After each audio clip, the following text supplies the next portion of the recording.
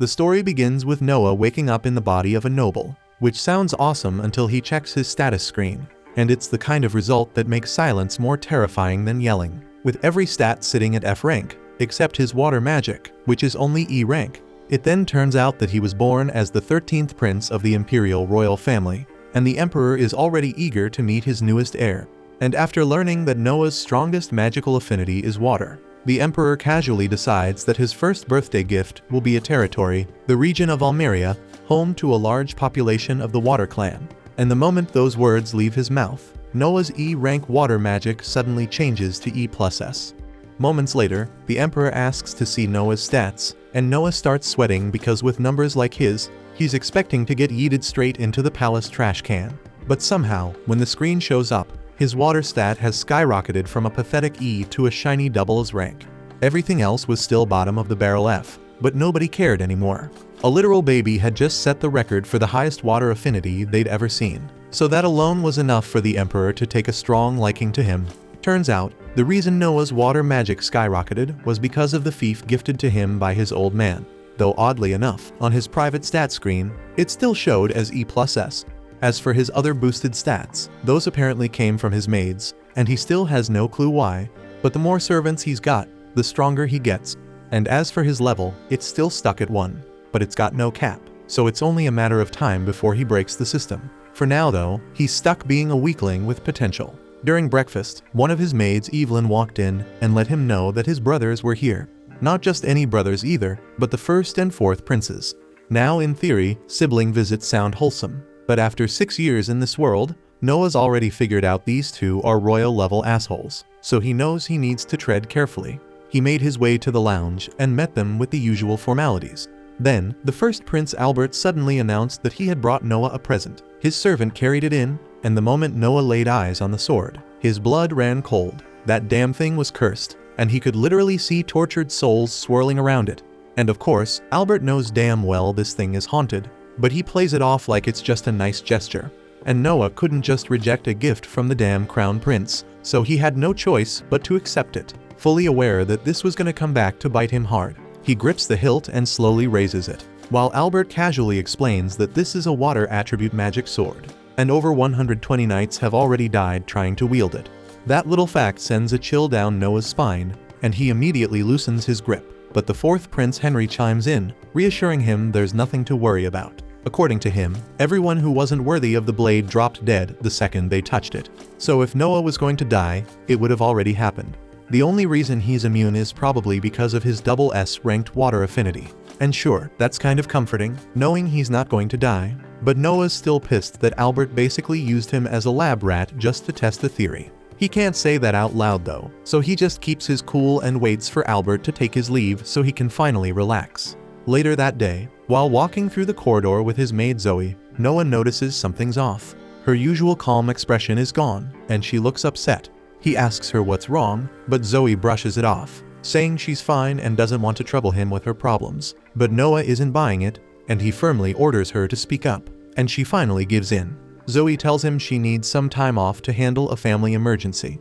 When he asks what kind, she explains that her hometown was hit by a flood, and her mother's farm got completely wiped out. So now her mom has no way to support herself. Zoe had been looking for ways to earn money quickly, and was told her only real option would be working in the red light district. That's what she planned to do during her time off. But Noah cuts that thought off immediately, because there's no way in hell he's letting that happen. He tells her he'll give her mother a job instead. And it just so happens he's been looking to hire a rear gate closer. And since Zoe's vouching for her, she'll earn 10 rien a month. Zoe blinks in disbelief and asks if he's being serious, because 10 rien is way above the usual pay, and she's never even heard of that job before.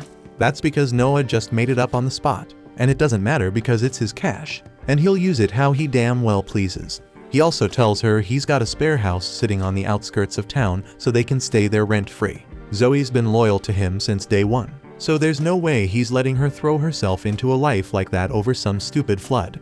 But speaking of that disaster, there's still one more thing he needs to take care of. He calls his butler Dylan and gives a direct order: start buying up as much flood-damaged land as he can. Both Dylan and Zoe are stunned by what they just heard, but Noah calmly explains his reasoning. In times like this, vultures always come crawling. Scammers looking to take advantage of desperate people who have just lost everything. So he wants to secure the land before those crooks can sink their claws in. Dylan is left speechless, completely blown away that a 6-year-old could think so far ahead. Noah's way too sharp for his age. And while Dylan doesn't know it, Noah's past life taught him plenty about this kind of exploitation. Of course, he can't exactly say that, so he just moves on like it's nothing.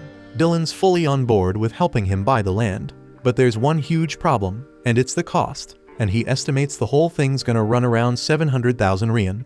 Zoe practically gasps at the number, and Noah gets it. That's more than just pocket change. For context, the average adult in the capital earns around 120 rian a year, enough to support a family, own a house, and eat well. Noah's estate is definitely wealthier than the norm, but even then, he's only got around 500,000 rian on hand, so that leaves him short by 200,000. With barely any options, Noah decides to sell the land gifted to him, the fief territory the emperor gave him when he was born. Dylan immediately shoots that idea down because that land came straight from the imperial family, so selling it without permission isn't just frowned upon, it's a crime.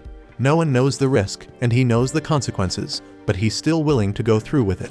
If his father wants to punish him, then so be it, he'll deal with it later. The following morning, while Noah and his staff are getting ready to head out to the disaster zone, an unexpected visitor drops by, the 4th Prince Henry. Unlike Albert, who's a walking migraine, Henry is actually decent. Once you spend some time around him, you realize he genuinely cares. He came to check on Noah and to give him a heads up about that cursed sword.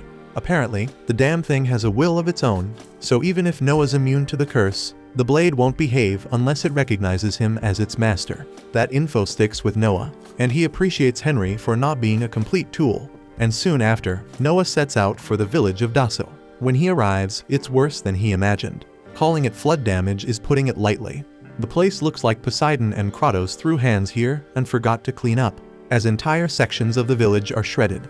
And from just looking around, Noah can already tell most people probably lost all their official documents in the chaos. So he turns to Dylan and orders him to head straight to the local government office and gather as many record copies as possible to make the land purchases easier. While Dylan handles the paperwork, Noah decides to hit the streets himself to see firsthand how the survivors are doing. Zoe tries to stop him, reminding him that reconnaissance work isn't exactly a prince's job. But Noah doesn't care and tells her straight up that he's going, whether she likes it or not. She can either tag along or sit tight in the carriage till he gets back. Left with no choice, Zoe reluctantly follows, and as they survey the village, the situation turns out to be every bit as grim as it looked. The entire crop yield is gone, completely wiped out, which means no food, no income, and zero chance of making it through the year without help.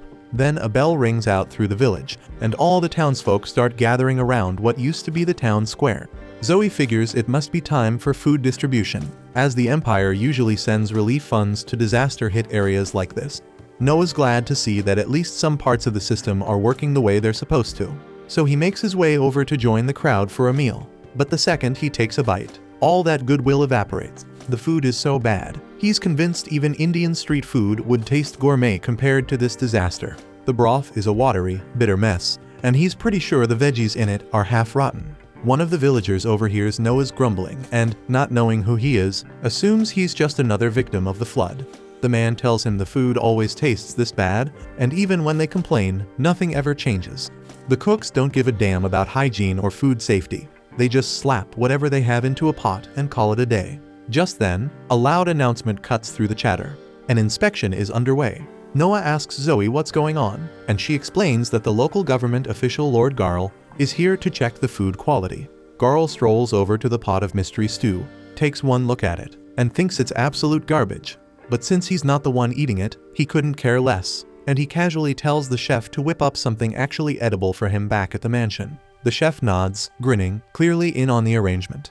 But Noah's not about to let this slide, so he steps forward and calls Garl out, asking if the reason the villagers are being served garbage is because he's siphoning off the food budget. Garl, thinking Noah's just another poor nobody, doesn't even bother denying it. He openly admits to skimming the funds and laughs it off, because in his mind, there's nothing a powerless peasant can do about it.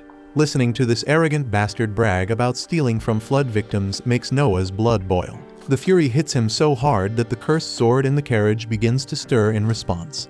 Garl finally snaps after hearing one too many words from this random brat. He draws his sword, fully intending to shut Noah up permanently. But before he can swing, the Leviathan sword bursts from its case and flies straight to Noah's side. Fueled by his unshakable will and sense of justice, the sword recognizes him as its rightful wielder. And now that it's chosen him, Noah doesn't hesitate. With a single clean strike, he cuts Garl's head clean off for the crimes of stealing relief funds and threatening a royal prince. Not long after, Lord Rowan, Garl's superior, arrives on the scene. Some guards rush up and try to convince him to arrest Noah for executing Garl. But the moment Rowan lays eyes on him, he immediately recognizes who he's dealing with. He kneels without hesitation to show respect to the 13th prince. Noah tells him they need to have a serious conversation about what's been happening here. Though the message is clear, Rowan is in hot water for letting Garl run wild this long. Garl's punishment is already done. But the rest of the rats who helped him steal are still around, and Noah expects Rowan to clean house. And for now, he gives one final order: make sure the people get a proper meal. Later that day, after Noah wraps up the purchase of the entire village, word of what happened reaches Albert. He's genuinely surprised that Noah managed to wield the Leviathan sword without any backlash. But instead of being worried, he smirks. His little brother might have passed this test, but Albert clearly has more plans waiting for him down the line. At the same time, Noah is summoned for a meeting with his father. He walks in ready to be scolded for selling off imperial land just to buy a flooded village. But to his surprise, the emperor thanks him instead. If Noah hadn't stepped in, the suffering in that village would have been far worse.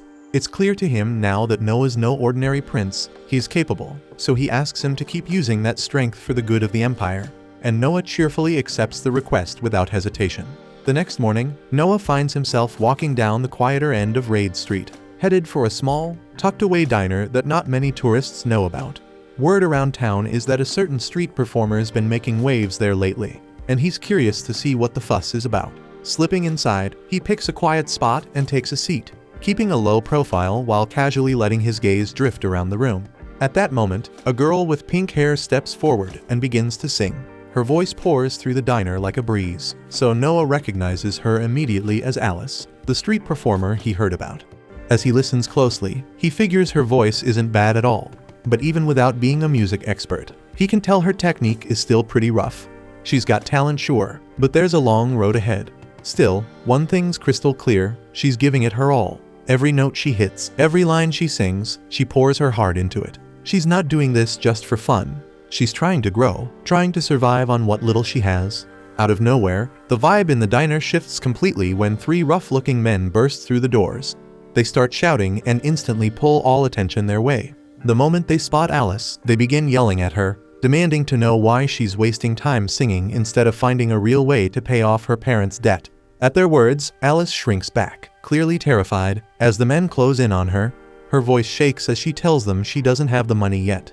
But she swears she's doing everything she can. She just doesn't have anything to give. The guys exchange dark smirks and start tossing around disgusting suggestions about how else a girl like her might pay up. Disgusted murmurs fill the room, but nobody steps forward. Everyone watches, frozen and powerless. Just when things are about to cross the line, Noah suddenly rises from his seat. He walks over, calm and composed, and reminds them that imperial law strictly forbids forcing a child to repay a parent's debt. The men snort and brush him off, assuming he's just some pampered rich kid who doesn't know how the world works. One of them then grabs Noah by the collar and goes to strike him. But it's a big mistake, as Noah counters using the power of his Leviathan sword, releasing a surge of pressure that shocks the entire room. The men instantly realize they've messed with the wrong person, so panic overtakes them, and the three thugs bolt out of the diner without a second thought, too scared to push their luck any further.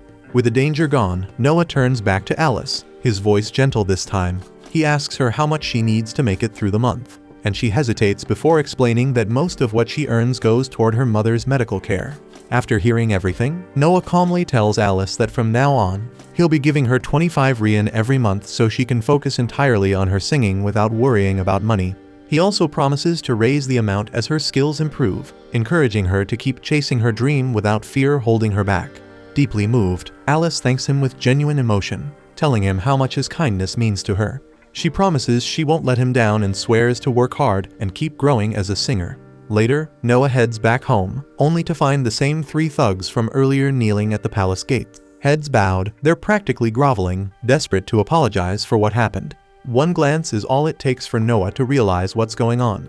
They've clearly figured out who he really is. But instead of wasting time with them, Noah calmly turns to the maids and tells them to send the men away, adding that the prince isn't someone they can just meet whenever it suits them. A few moments later, Noah's older brother Henry shows up and immediately agrees with how Noah handled it. He says refusing to meet them was absolutely the right call, because letting people like that come face to face with royalty would only cheapen the dignity of the crown and undermine the authority of the royal family. Noah then invites Henry inside and explains that his decision wasn't just about protecting royal pride.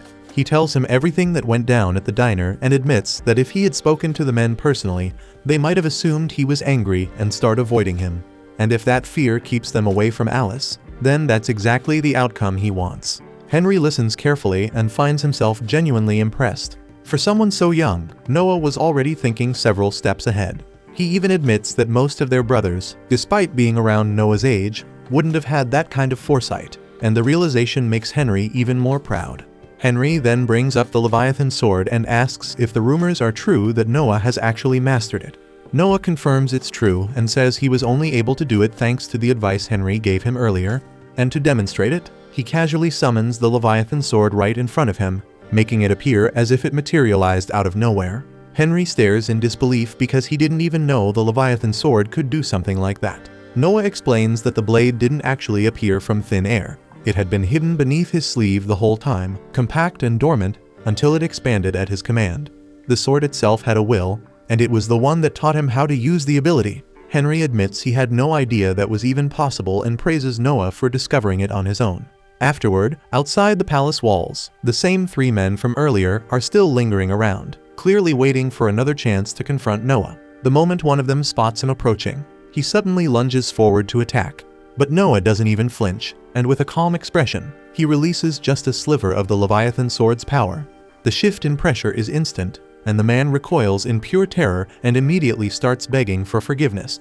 Watching the entire scene unfold, Henry turns to Noah, puzzled, and asks what he just did. And Noah casually replies that he simply used a bit of the sword's aura to intimidate them. That same evening, Noah receives an invitation to attend a royal ball. And as he steps into the grand hall, all eyes turn to him, and the moment he enters, the room erupts into applause. Standing beside him, a nobleman named Radok notices the object strapped to Noah's waist and points it out. Noah confirms it's exactly what it looks like, the Leviathan sword, personally gifted to him by the Crown Prince. The moment those words leave his mouth, the entire hall falls into stunned silence, followed by a collective gasp. Everyone there recognizes the Leviathan as one of the kingdom's greatest relics, a weapon so powerful that even seasoned warriors fear it due to how uncontrollable it's rumored to be. One skeptical guest speaks up, suggesting the sword must be a fake, maybe just a ceremonial replica. Without saying a word, Noah releases a faint ripple of its power into the air. The effect is immediate, and a heavy pressure crashes down on the room, forcing several guests to shrink back in fear. The moment Noah pulls the energy back in, the room falls into a stunned silence once again, and no one questions it after that. It's clear the weapon is real, and even more shocking, Noah has complete control over it. For the rest of the night, nobles begin lining up one after another, each hoping to make a good impression. They greet him with careful words and respectful gestures, each one calling it an honor just to stand in his presence. Noah listens to every introduction with composed grace, replying politely to each guest. Eventually, the next pair in line steps forward, Byron Allen, head of the powerful Allen Company, and his daughter, Cindy. Noah studies them closely as they approach, and after watching for just a moment, he picks up on something unusual. He realizes right away that Cindy isn't Byron's biological daughter. She's adopted. More than that, it becomes obvious to him that Cindy was once a slave. The clue lies in her eyes, that careful, guarded look, always scanning the room, quietly bracing herself. It's a look Noah knows well, the look of someone who's lived in chains and never stopped watching their backs. Byron is left speechless that Noah managed to figure all that out just by looking at her. Stunned, he drops to one knee and admits everything. He explains that Cindy was originally a slave he purchased, but after seeing how sharp and quick-witted she was, he made the choice to adopt her as his daughter. Hearing that puts a genuine smile on Noah's face. He always enjoyed stories where someone's life took a turn for the better.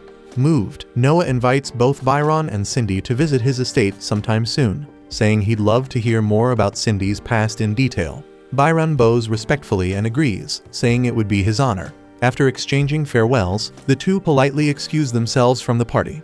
The The following day, Noah's strolling casually through town when he unexpectedly bumps into his brother Oscar, who also happens to be the kingdom's 8th prince. After a bit of light conversation, Oscar suggests they go on a treasure hunt together, saying he's got nothing else planned for the day. Noah agrees, and the two set off toward a place called Cobalt Street. Though Noah's never been there before, he's heard plenty about it. Supposedly, it's packed with rare antiques from all over the empire. Oscar, however, points out that the place is just as infamous for being swarmed with fakes. Spotting a genuine item among the junk is seen as a basic test of skill for any proper noble. They end up spending hours browsing through shops and stands, but nothing really stands out. Eventually, Oscar sighs and suggests they give up and head home. Just then, Noah's eyes land on an old book tucked away in a dusty corner. Something about it pulls him in, so he decides to buy it. Oscar leans in for a closer look and suddenly freezes. His eyes widen as he realizes what Noah's holding, the grimoire of Andrea, the legendary mage. Oscar is convinced it's authentic, and if so, depending on the contents, the book could easily be worth 1,000 rein. He stares at Noah in disbelief and asks how he knew the book was the real deal. But truth be told, Noah had no clue. The only reason he bought it was because the second his fingers touched the cover, he got a plus added to his win stat, and that odd reaction was enough to make him think the book was worth something. Out of nowhere, a wild idea hits Noah, so he pulls out the Leviathan sword and carefully channels a bit of its energy straight into the grimoire. And within seconds, the book jolts violently, slips out of his hands, crashes to the ground, and flips open by itself. One of the spell pages glows ominously, and something dark and ancient is triggered. Before they know it, the forbidden tome unleashes the sealed soul of the legendary sorcerer right in front of them. Oscar's eyes go wide with horror. He instantly realizes how serious this is and yells for Noah to get the hell out of there. But instead of running, Noah plants his feet, lifts the Leviathan, and without flinching, slashes straight through the incoming spirit with a single, brutal swing. The blow cleaves through the sorcerer's soul, erasing it completely in one strike. As the danger fades, Noah glances at his status window and sees something new. His wind skill just jumped to SS rank. The sudden upgrade catches him off guard, but he doesn't sit on it. He quickly checks on Oscar, who's still frozen in disbelief. The prince can't wrap his head around what just happened. One moment they were standing in front of a book, and the next, Noah had wiped out a legendary soul like it was nothing. He keeps asking himself how Noah managed to grow this powerful so fast, and how he knew exactly what to do. Before the dust even settles, a man steps forward and kneels respectfully before them. He introduces himself as Alan, the owner of a nearby antique shop. After witnessing what Noah just pulled off, Alan says he feels it's only right to show him something he's been holding onto for years, something he believes might actually be a real treasure, and he politely asks them to come with him. Once inside the shop, Alan pulls out an odd-looking ring and sets it down carefully. He explains that this ring is said to only reveal its true nature when its destined owner shows up. Dozens have tried to activate it, but not once has it responded. Noah raises an eyebrow, thinking it's probably just another dud, but Alan immediately insists otherwise. He says the ring refuses to be sold, and every time he tries to part with it, it mysteriously ends up back in his store, sitting quietly among the other items. Intrigued, Noah slips the ring onto his finger, and the moment he does, a voice he's never heard before echoes inside his mind. It tells him the ring is a triple S rank rarity, and that it now recognizes him as its rightful master. As soon as the words fade, the ring bursts into a radiant glow and begins shifting. Light wraps around Noah's body like living threads, forging itself into an elegant, high-tier suit of armor right before their eyes. Upon witnessing the moment, both Oscar and Alan instantly realize that Noah is the rightful bearer of the ring. Noah turns to Alan, stating that he'll be taking it and will have the money delivered later. But before Alan can even open his mouth, Oscar steps in and tells Noah to forget the payment altogether. He'll cover the cost himself, and insists Noah treat it as a personal gift. With nothing more to say, Noah accepts the ring. Soon after, Oscar drops him off and says his goodbyes. But just as Noah is about to walk through the door, that same rough-looking guy from the diner suddenly comes charging at him with a sword. Before the blade even comes close, the ring picks up on the killer's intent and flares to life, unleashing a shield that blocks the strike completely. The carriage driver doesn't hesitate for a second and slams the attacker down, locking him to the ground. Oscar sees the whole thing unfold and is stunned, not just by the ring's quick reaction, but by how naturally Noah handled it. The way the shield activated without hesitation makes it clear Noah's already sinking with its power. That night, Noah heads back to the diner to watch Alice perform. As she's singing, two wasted men suddenly storm the stage, shoving and yelling over her. In a flash, Noah appears between them and steps in. With one swing of the Leviathan sword, he sends both idiots flying through the doors, their pants halfway gone as they scramble off in shame. After things settle, Noah walks up to the owner and tells him not to let trash like that back inside. The owner just gives a tired sigh and says sadly that drunks like them are what keep the place alive. Noah gets it, and without a second thought, offers to buy the whole diner for 1,000 rien. The owner freezes in disbelief, then nods in gratitude, overwhelmed. Alice walks up soon after, her voice low and unsure, telling Noah she has no idea how to repay him for everything he's done. But he gently tells her she doesn't owe him a thing. All he wants is for her to keep singing, to chase her dream, and pour her heart into it. Her eyes well up, and with a warm, heartfelt smile, she nods. Noah then heads back to his seat and spends the rest of the night in peace, soaking in the soft glow of her voice as it fills the room. As the day starts, Noah suddenly gets word that dead Marley, the general in charge of Hulljoy, has shown up for a visit. Hulljoy is one of the most promising territories under Noah's rule, so he doesn't waste a second and tells the maids to bring him in. Marley steps into the meeting room and offers a formal greeting, but Noah brushes off the formality right away and tells him to relax and take a seat. The two of them first met about 1.5 years ago, right after Marley was appointed as Hulljoy's general. With that in mind, Noah cuts to the chase and asks how things are going. He clearly remembers that Marley had been given an imperial order to manage flood control in the region, but just one look at the man's expression is enough to tell Noah that things are not going well at all. Hulljoy is a rich agricultural zone that runs alongside a curving river, great for crops, but a total pain when it floods, which it does from time to time.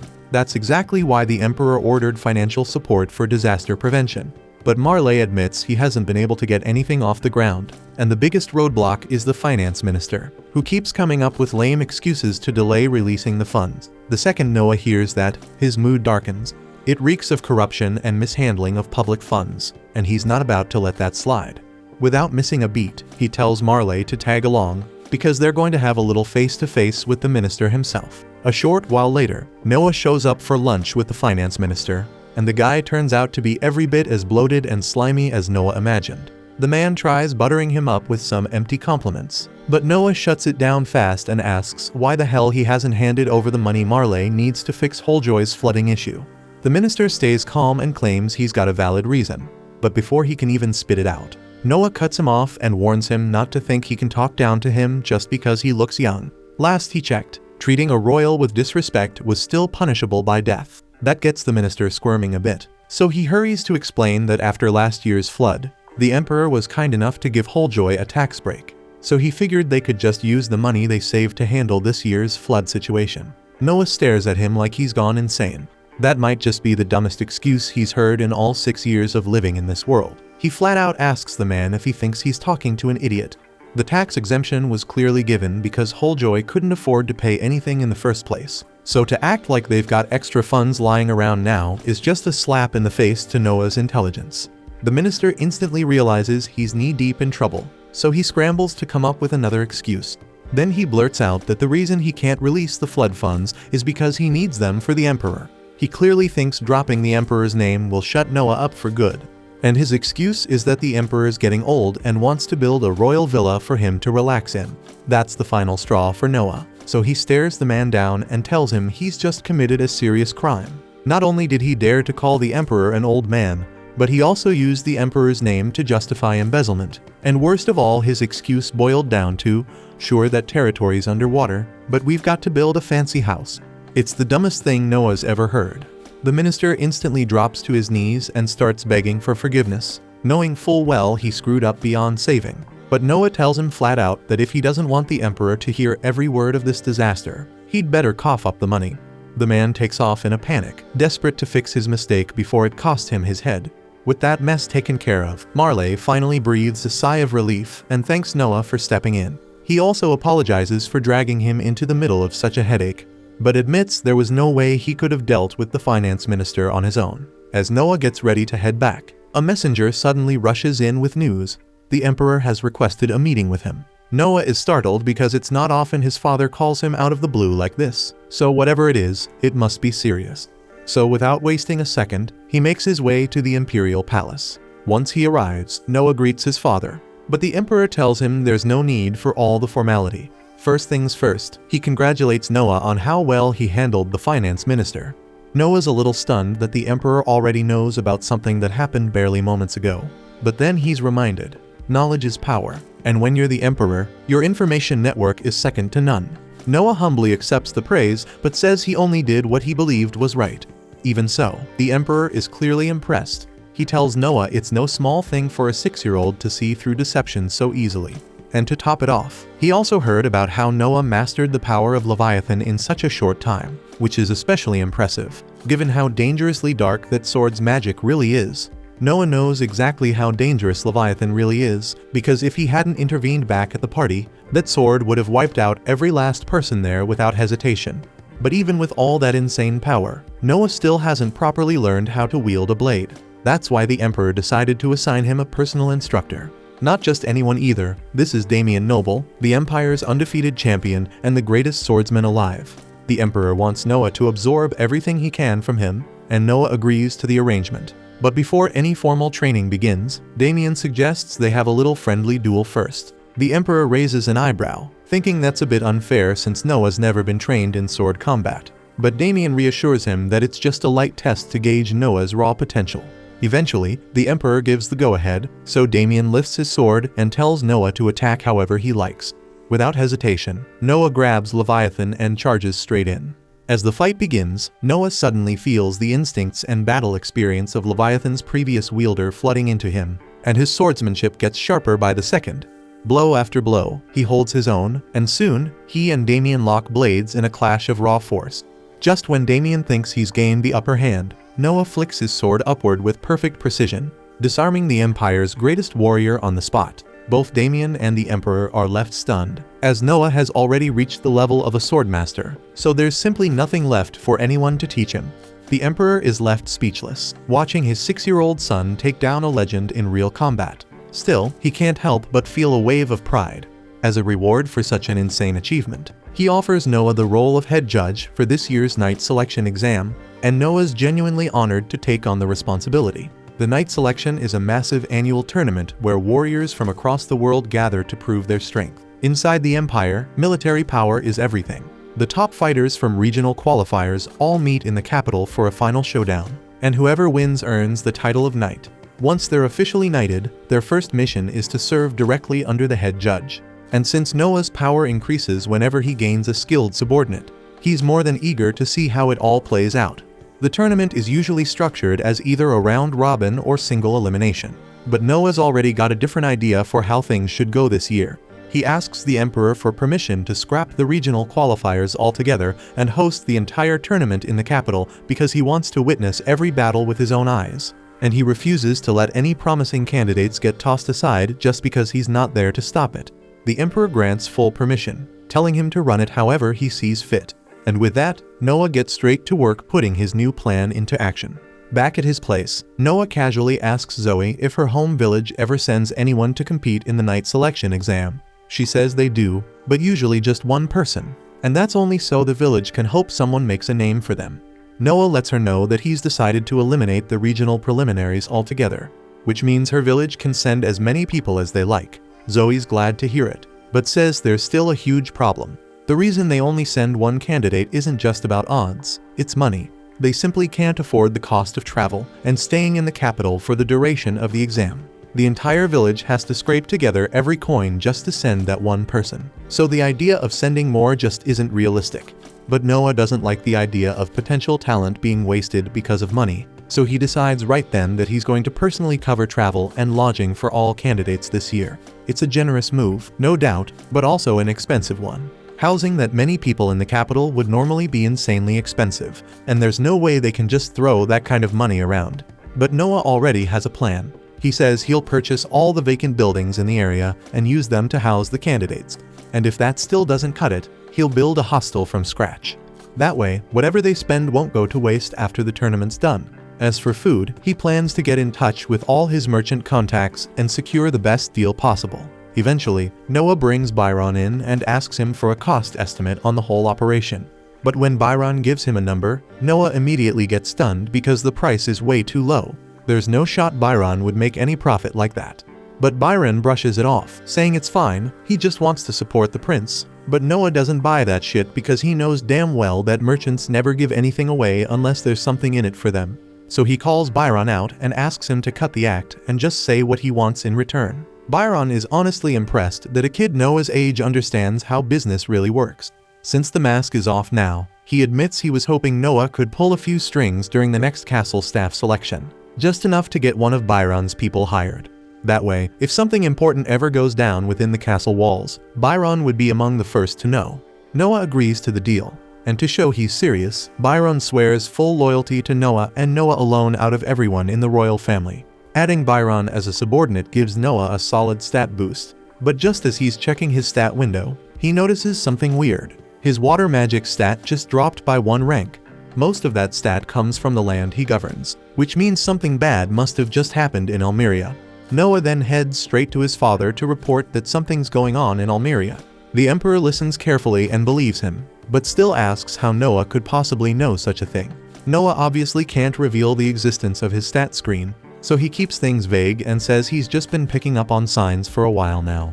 That answer seems to satisfy the emperor, who shifts gears and begins explaining the situation. Turns out there's a rebellion brewing in the region. He asks Noah if he'd like to personally handle the matter, but after thinking it through, Noah declines. Most nobles would jump at the chance to earn glory through battle, but he tells his father that Henry is the better choice, since he's got far more experience dealing with this kind of mess.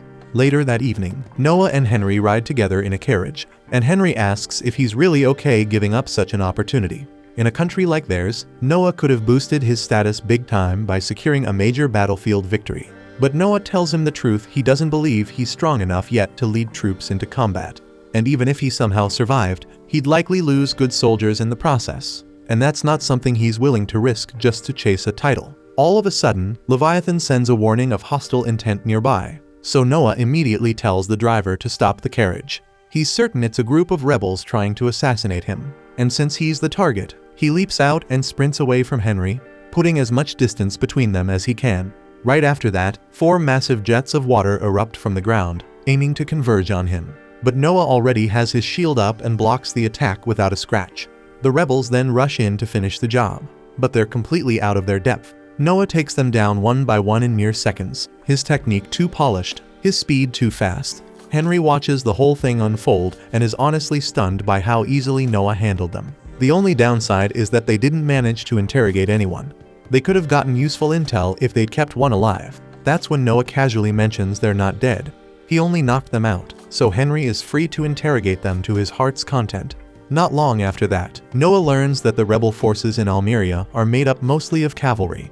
But there's a catch: Almeria doesn't have a single horse farm, which means the rebels must be getting their horses and supplies from neighboring regions.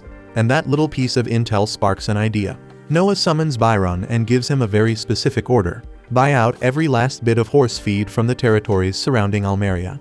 Once the rebels start running out of supplies for their mounts, their mobility vanishes, and that'll make it a hell of a lot easier for Henry to finish the job and crush the rebellion for good. Not long after, the Emperor summons Noah to give him an update. He says his men interrogated the assassins and actually managed to get something out of them. Apparently, their goal wasn't to kill Noah, they were trying to kidnap him and use him as leverage. But Noah isn't buying it. He flat out tells his father that any hitman who cracks this fast is probably just feeding them bullshit. The Emperor, amused and a little proud, notes how sharp Noah is for his age. Still, he reassures him that they've got ways of telling when someone's lying. Noah doesn't care to ask what kind of methods those are, but he's not exactly into torture, so he just lets it slide.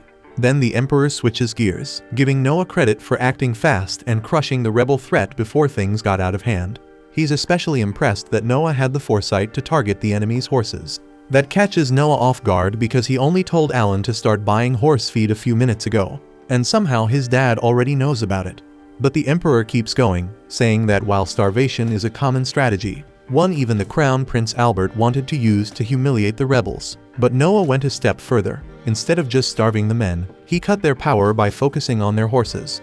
And what's even better, he used his own allowance to fund the move. With a proud smile, the Emperor pats him on the shoulder, telling him he's not just smart, he's got the guts to act fast when it matters. And that kind of decisiveness isn't common. Noah feels a weird sense of pride bubbling up inside him, maybe a little too much pride. like he's enjoying this praise way more than he should. But the Emperor doesn't stop there. As a reward for his sharp thinking, he gives Noah the right to add a sword to his personal crest. That might not sound like much, but in a warrior kingdom like theirs, it's a huge deal. No one's allowed to touch the sword emblem without imperial approval, and doing it without permission could mean death. Even just getting a flag added to your crest is rare. So yeah, this is a massive honor, and Noah's trying hard not to smile like a kid who just got a whole candy store. Later that day, Alan drops by, so Noah walks over and greets Alan, teasing him for showing up early. Alan just nods, saying he's already familiar with every type of horse feed sold in the market, plus the transport routes, so cornering the supply won't be hard. Still, he's not too relaxed about it, so he warns Noah that Carfun, the rebel leader, is a dangerous bastard who'll do anything to get what he wants. While Noah is minding his business, a maid rushes in to inform him that there's a wounded man outside their gate. Curious, he goes to check it out and finds a bloodied knight barely holding himself up. The man drops to one knee and reports that a rebellion has broken out in Almeria. He adds that his commanding officer is part of the uprising, but he refused to join and came here instead to warn the prince. Alan, standing nearby, scoffs and mutters that the guy nearly got himself killed for no reason because they already knew about the rebellion. But Noah doesn't brush the knight off. He thanks him for coming and instructs the maid to treat his wounds. Just as he's turning to leave, he stops, thinks for a second, and then tells her to reward the knight with 1,000 rien. Alan follows after him, clearly annoyed, asking why the hell he's throwing money away for intel they already had. Noah calmly replies that the reward isn't for the information, it's for loyalty and guts. Later, Zoe barges into Noah's office looking like she's seen a ghost, and she drops to her knees before even saying a word. Noah gets concerned and asks her what's going on, but she doesn't answer at first. She just pulls out a pouch with 500 rien, and then hands him a small glass vial. She explains that some shady stranger offered her both as payment to drug Noah and hand him over. That's when it hits him. The rebels are getting real desperate if they're trying to snatch him like this. He stares at the bottle for a moment, then asks her why she brought it to him instead of going through with it. That's when she breaks down in tears. She says the men threatened to kill her if she failed, but no matter what, she could never bring herself to betray him. Without saying a word, Noah walks to his desk, grabs a pen, and writes her a check for 5,000 rien. He tells her it's for not selling her loyalty cheap. Zoe stares at the amount, her brain short-circuiting. She stammers that she can't accept something this big, but he just tells her to quit arguing and take the damn reward.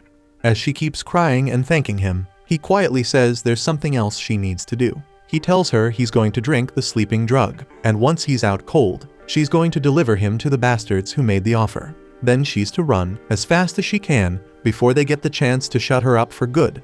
Zoe's whole body shakes just thinking about it. But Noah's not asking for permission. His decision is final, and he's going to meet the rebels face to face. A few hours later, he wakes up dumped in the middle of nowhere and catches the rebels whispering about how killing him is their last option, since they're under strict orders from Carfun to keep him alive. Noah lets the sedative wear off completely before evaluating the scene. His wrists and ankles are tightly bound, but these clowns clearly never played a real game of search and destroy, because they missed the damn Leviathan hidden snug in his ear. He pulls it out, returns it to full size, and summons a water blade through his enchanted ring to slice the ropes clean.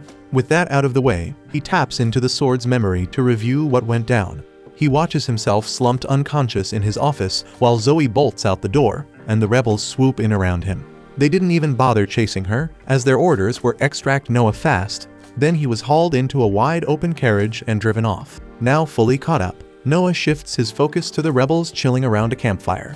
Their leader starts yelling about whoever screwed up the rope job, right before Noah drops in with Leviathan ready. The bandits laugh, thinking he's just some pampered noble without his big brother this time. One charges in to smack him down and drag him back, but the fool doesn't even get a step in before Noah flashes forward and slices clean through every artery in his neck. The man drops dead on the spot, and now the rest start to panic. Noah mutters that he was hoping to interrogate someone, but it's useless when the whole squad's made up of morons who still think Henry took out the assassins. The rebels raise their weapons, but Noah quickly wipes them out without breaking a sweat. Then he notices Zoe approaching with a squad of knights and asks what the hell she's doing here. She says she got worried and came to rescue him, but turns out she didn't need to lift a finger. Noah motions for the knight captain to step forward and take the rebels into custody. As they start rounding them up, one of the rebels drops a strange dagger, and a knight moves in to grab it. but Noah immediately yells at him to stop.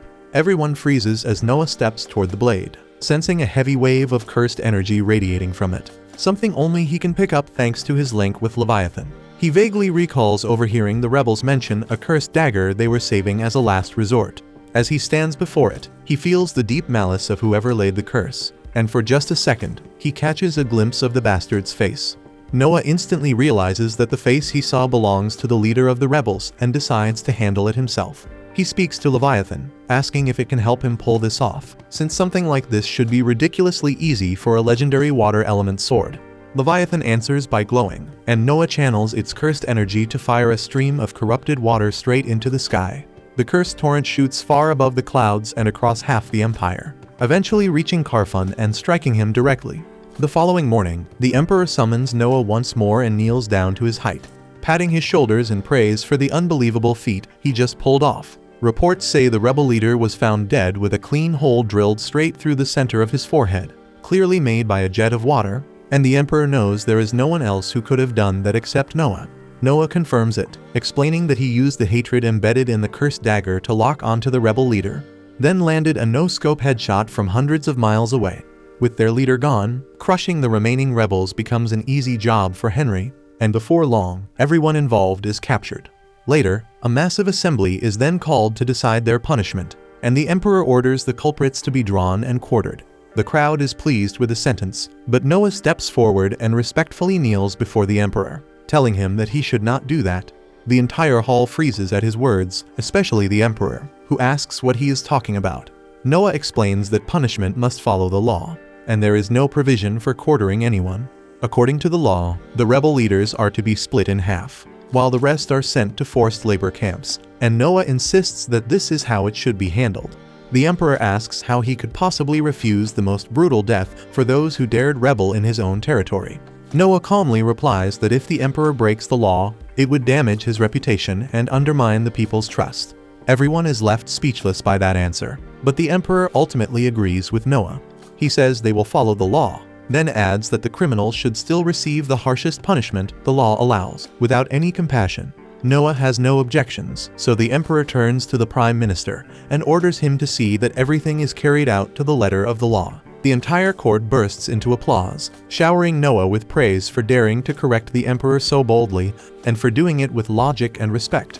So they start hailing him as a future legend. Even the Emperor can't hide how proud he is, clearly moved by the fact that Noah had the guts to stand up to him for the right reasons. After thinking it over for a moment, he decides to reward Noah with a title. He says that while any of his children might challenge him, it's rare to see someone do it not out of pride, but out of principle. That's why he grants Noah the title of the Wise Prince, and the change immediately updates in Noah's status window. The Emperor even jokes that if Noah had been born 10 years earlier, things might have turned out differently. He doesn't outright say Noah would have been a contender for the throne, but the implication hangs thick in the air. The court erupts into cheers after that comment, and the Emperor shifts the topic by asking Noah how preparations are going for the upcoming night selection exam. Noah politely requests permission to explain his plans later, and the Emperor agrees to hear them after court is adjourned. Later, they head to the palace gardens near a fountain. Noah relaxes with a cup of tea while 4 servants surround him holding buckets of water. And at his signal, they all try to splash him at once, but he calmly activates the shield in his ring, stopping every drop from touching him. The Emperor raises an eyebrow, not fully grasping what he just saw, so Noah explains, during the selection exam, he's going to ask each participant to attack him the same way, and he'll judge their skills based on how close they get to hitting him. The Emperor is clearly impressed with the unorthodox approach, though he expresses concern that it could be dangerous. Noah, confident as ever, says he'll personally handle anyone strong enough to break through, and once again, the Emperor is blown away by his boldness and innovation. Later that night, the Emperor sits in the throne room alongside the Prime Minister, who questions whether it was wise to make that public remark about Noah being born too late. The Emperor simply laughs, saying he meant every word Noah is something else entirely. Still, there's a flicker of unease in his eyes as he mentions Leviathan. Its true power is still sealed, and that's no small thing. He quietly gives an order to bring out a special treasure, murmuring that Leviathan's full strength is never meant to be unleashed, but maybe Noah is the one who can handle it. The night of the selection exam finally arrives, drawing in crowds from even the farthest corners of the empire. Commoners, nobles, and onlookers alike flood the capital to witness the next generation of knights prove their worth. But this year's turnout is massive for one reason. Word had gotten out that the legendary wise prince, Noah, would be one of the judges. With that kind of name attached, everyone wanted a front row seat. Noah, unfazed by the excitement, sits calmly on stage, sipping tea like it's just another day. He's already decided to use his enchanted defense ring to gauge the candidates, and right on cue, one of them boldly charges at him without warning. The ring flares to life, casting a barrier that absorbs the hit with ease. The attacker swings again and again, trying to break through with sheer force, but the shield doesn't budge an inch, causing him to sword break. The crowd watches in awe, and whispers ripple through the stands that this is the power of the wise prince. From his private balcony above, the emperor watches with amusement, noting that this year's test is already shaping up to be far more exciting than the last. Still, flash and spectacle aside, the point of the exam is to find true knights, and he's curious who Noah will end up picking. By the time the sun begins to set, another candidate is throwing everything he has at Noah, hurling flames with all the magic he's got left. Noah casually conjures a barrier, letting the fire dance harmlessly in front of him. The candidate drops to his knees, completely drained, and realizes he's just not good enough. Noah agrees silently that none of the participants so far have stood out, and he's starting to lose hope for a surprise. Then comes the final candidate of the day, and Noah barely pays her any mind until she steps up. A blonde girl, calm and focused, strikes with her blade. The defense shield kicks in as usual, but to everyone's shock, she doesn't back down. With one clean, powerful push, she shatters the shield and actually manages to cut him. It's not deep, but the fact that she landed a blow leaves the crowd stunned, and Noah wide-eyed. The guards instantly rush in and restrain her, but Noah tells them to stand down. Instead, he asks for her name, and she answers Shirley Grant's. Without a moment's pause, Noah turns to the crowd and declares that Shirley has passed the exam. The announcement hits like a thunderclap because she's the only one all day to pass. The guards are stunned, struggling to understand why Noah would accept someone who just wounded him. But that only makes the spectators admire him even more. They begin shouting his name in praise, calling him a noble and generous ruler. Noah leads Shirley into his estate, and as she drops to one knee before him, her mind races with dread over what sort of penalty might await her for injuring him during the test. Hurting royalty, even by mistake, is no small thing. But Noah quickly puts her mind at ease, telling her not to be ridiculous. It was obviously unintentional. He gives a faint smile, then unexpectedly tells her to strike him with that same move again. Shirley hesitates for a second, but obeys. She stands up and thrusts her blade at him. Noah raises his shield, and this time it holds firm. He tells her this is what he could have done if he had genuinely intended to block her blow the first time. He let it hit him on purpose to see if she'd obey her orders without hesitation or fear. A knight's role is to carry out commands, and he has no use for one who's too scared to follow through. The fact that she didn't hold back, not once, but twice, even after injuring him, proves she has the grit and loyalty needed to serve as a real knight. Shirley is caught off guard, realizing Noah's got far more backbone than she expected for someone his age. His cool, composed confidence tells her everything. He's got what it takes to lead. Moved by respect, she kneels again and swears loyalty to him, promising to serve him faithfully for as long as she's a knight. And Noah gives a satisfied nod. When he glances at his stats, he notices that recruiting Shirley has given him a noticeable power boost, another win as a leader. Right then, Zoe steps in to let him know that the doctor, someone named Croy, has arrived. Croy immediately gets to work, inspecting Noah's injury, and after a careful check, he confirms that Shirley's strike didn't hit anything major, so no organs or veins were damaged. Meanwhile, Shirley quietly observes the doctor, impressed by his skill and composure. It surprises her, since back in her village, no one even comes close to being a real doctor. Noticing the look in her eyes, Noah asks her what's on her mind. Shirley explains that where she's from, the village is too poor to have real doctors or any proper medical training. When people fall ill, they usually rely on the village elder to pray or perform some kind of spiritual ritual. Hearing that, Noah thinks for a moment and comes up with a simple solution: apprenticeships. He tells Shirley to pick out the brightest and most promising folks from her village, then turns to Croy and asks if he'd be willing to take them under his wing. Croy agrees without a second thought. Noah then tells Shirley not to worry about the cost. He'll take care of everything. Overcome with gratitude, Shirley gives him a deep, respectful bow and thanks him from the heart. That night, Shirley stays at the mansion and wakes up the next morning fueled with resolve. She gets into her armor and makes her way downstairs. As she passes through the corridors, she overhears two maids whispering about who Noah might marry in the future. The chatter stops her for a second, but Zoe quickly cuts in and says it's way too early for that kind of talk. After all, Noah is only 6. But another maid named Renee rolls her eyes and tells Zoe not to be so innocent, since every other prince had already tied the knot by the age of 15, and Zoe doesn't react much, keeping her composure. Rihanna picks up on that and immediately jumps to conclusions, thinking Zoe must secretly be in love with Noah and probably wants to marry him herself. Especially since Zoe's been studying magic non-stop lately, Rihanna assumes it's all for him. Zoe flushes a little but quickly brushes it off, saying it's not about romance or marriage.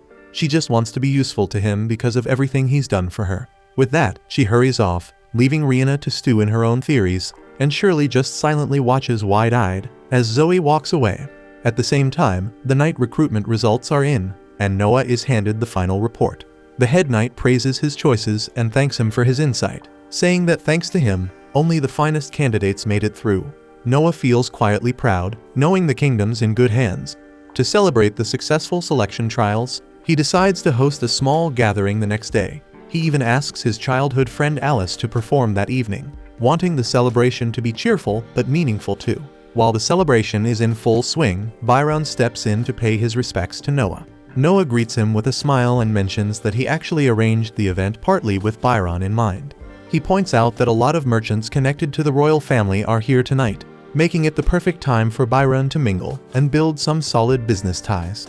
Byron nods, clearly seeing the thought and planning behind the gesture.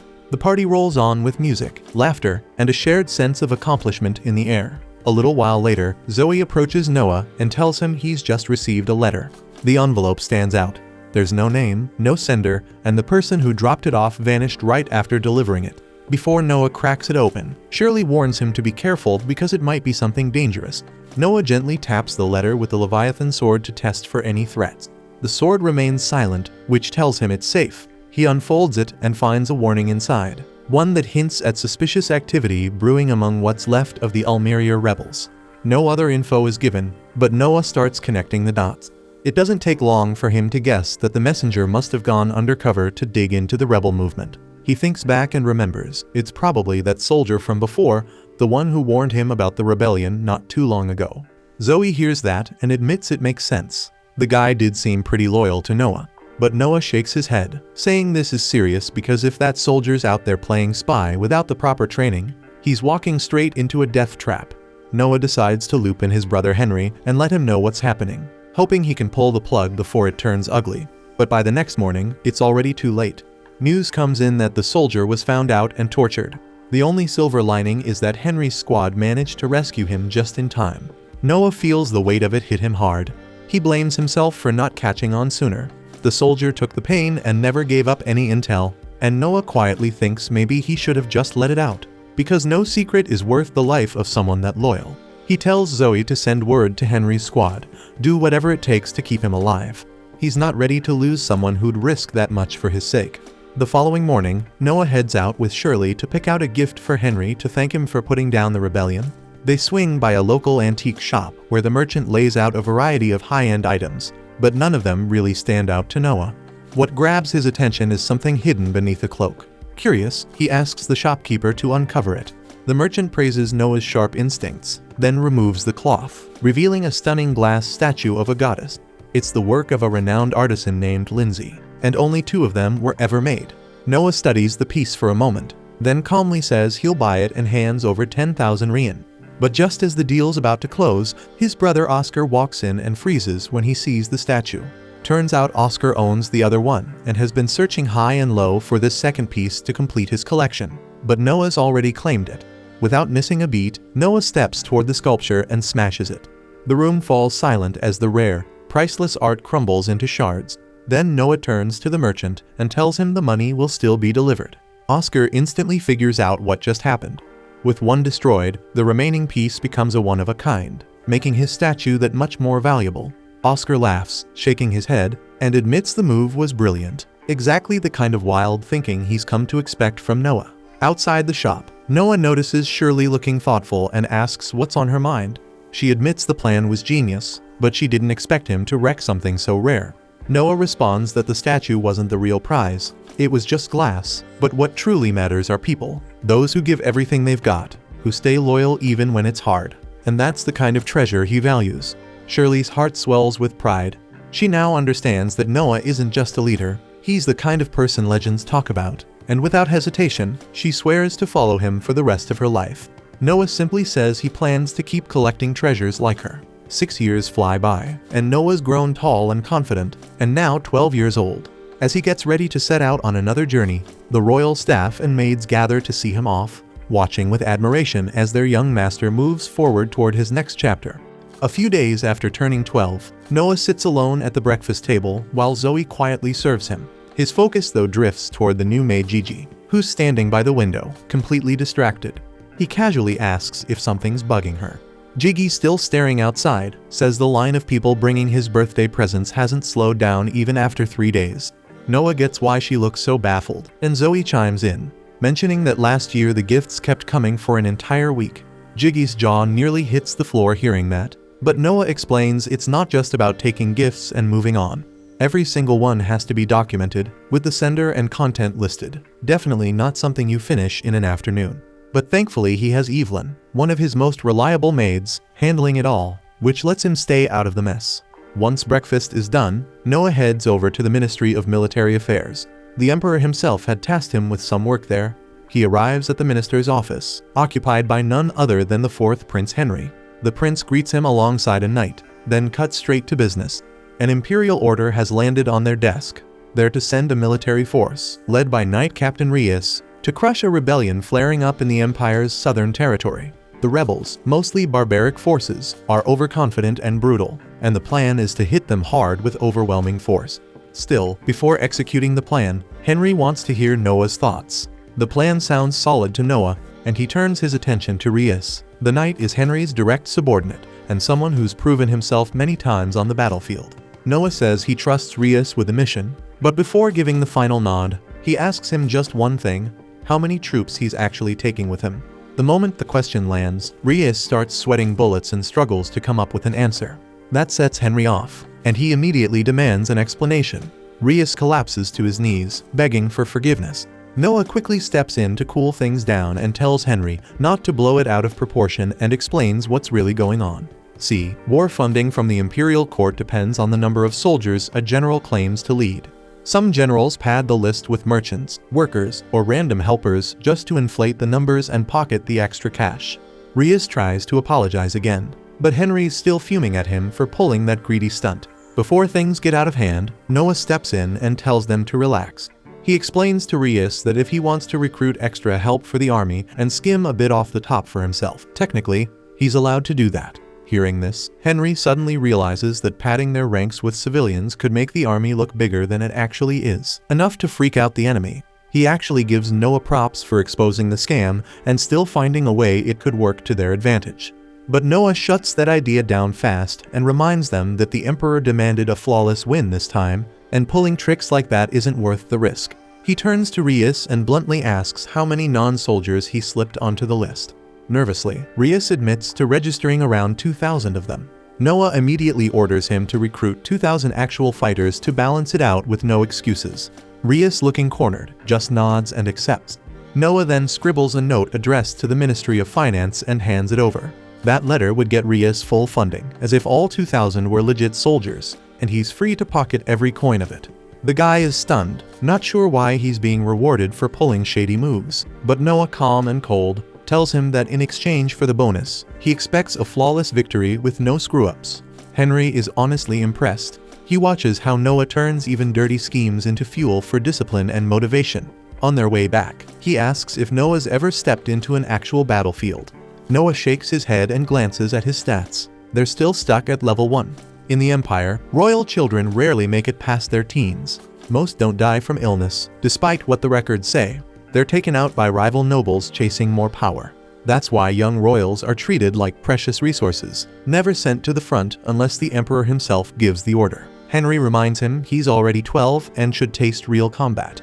Noah just shrugs and says he'll charge into battle the moment the Emperor calls. Henry chuckles and says it won't be too hard for him, not when he's got a legendary magic sword in hand.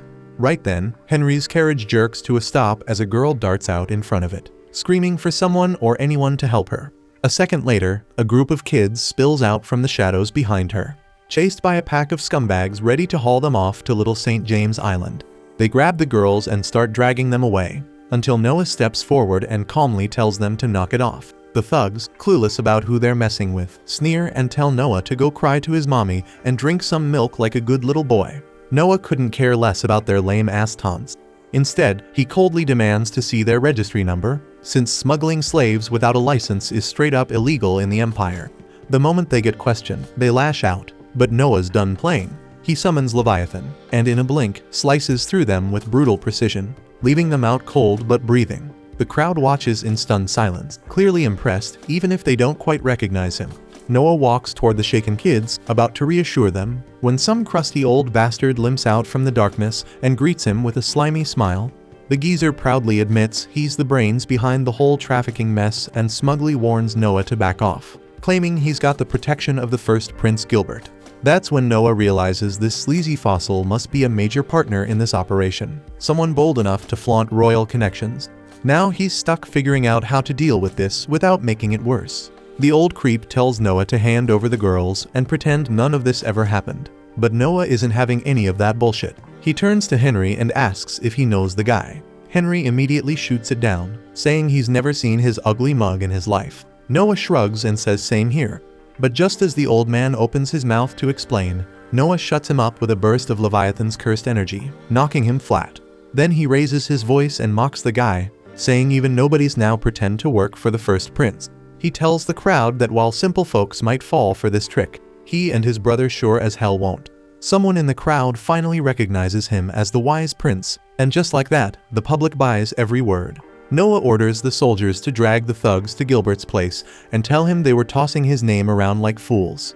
After that, he decides to take the rescued kids back home where they'll be safe. Henry, still a little stunned, admits he's impressed by how Noah handled things.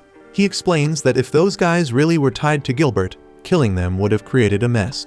But standing by while kids got trafficked would have been even worse. So Noah spun it smart, called them fakes and threw the whole mess back at Gilbert, who'll probably make sure they disappear. Later that evening, while Noah and Henry are having dinner, the butler steps in with urgent news.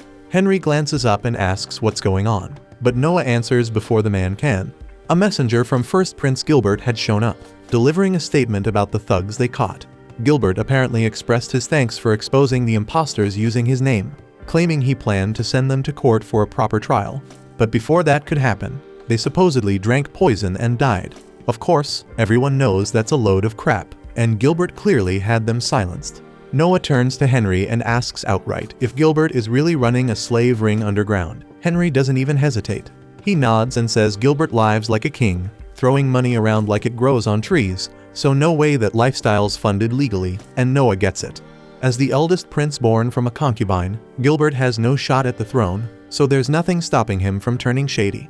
But Noah suspects the slave trade and hidden mansions are just the surface. Something darker is buried underneath. Henry stares at him, stunned that his 12-year-old brother saw through all of it so fast. The following day, Noah tells the rescued children he pulled a few strings, and they're free now, but none of them seems relieved. Turns out, they don't have homes to go back to. Their own families were the ones who sold them off in the first place. Noah realizes if they return, they'll just be trafficked again, so he decides to keep them. He instructs the butler to prepare rooms for each of them and find roles they can fill in the mansion. And if any want to study, he's to handle that too.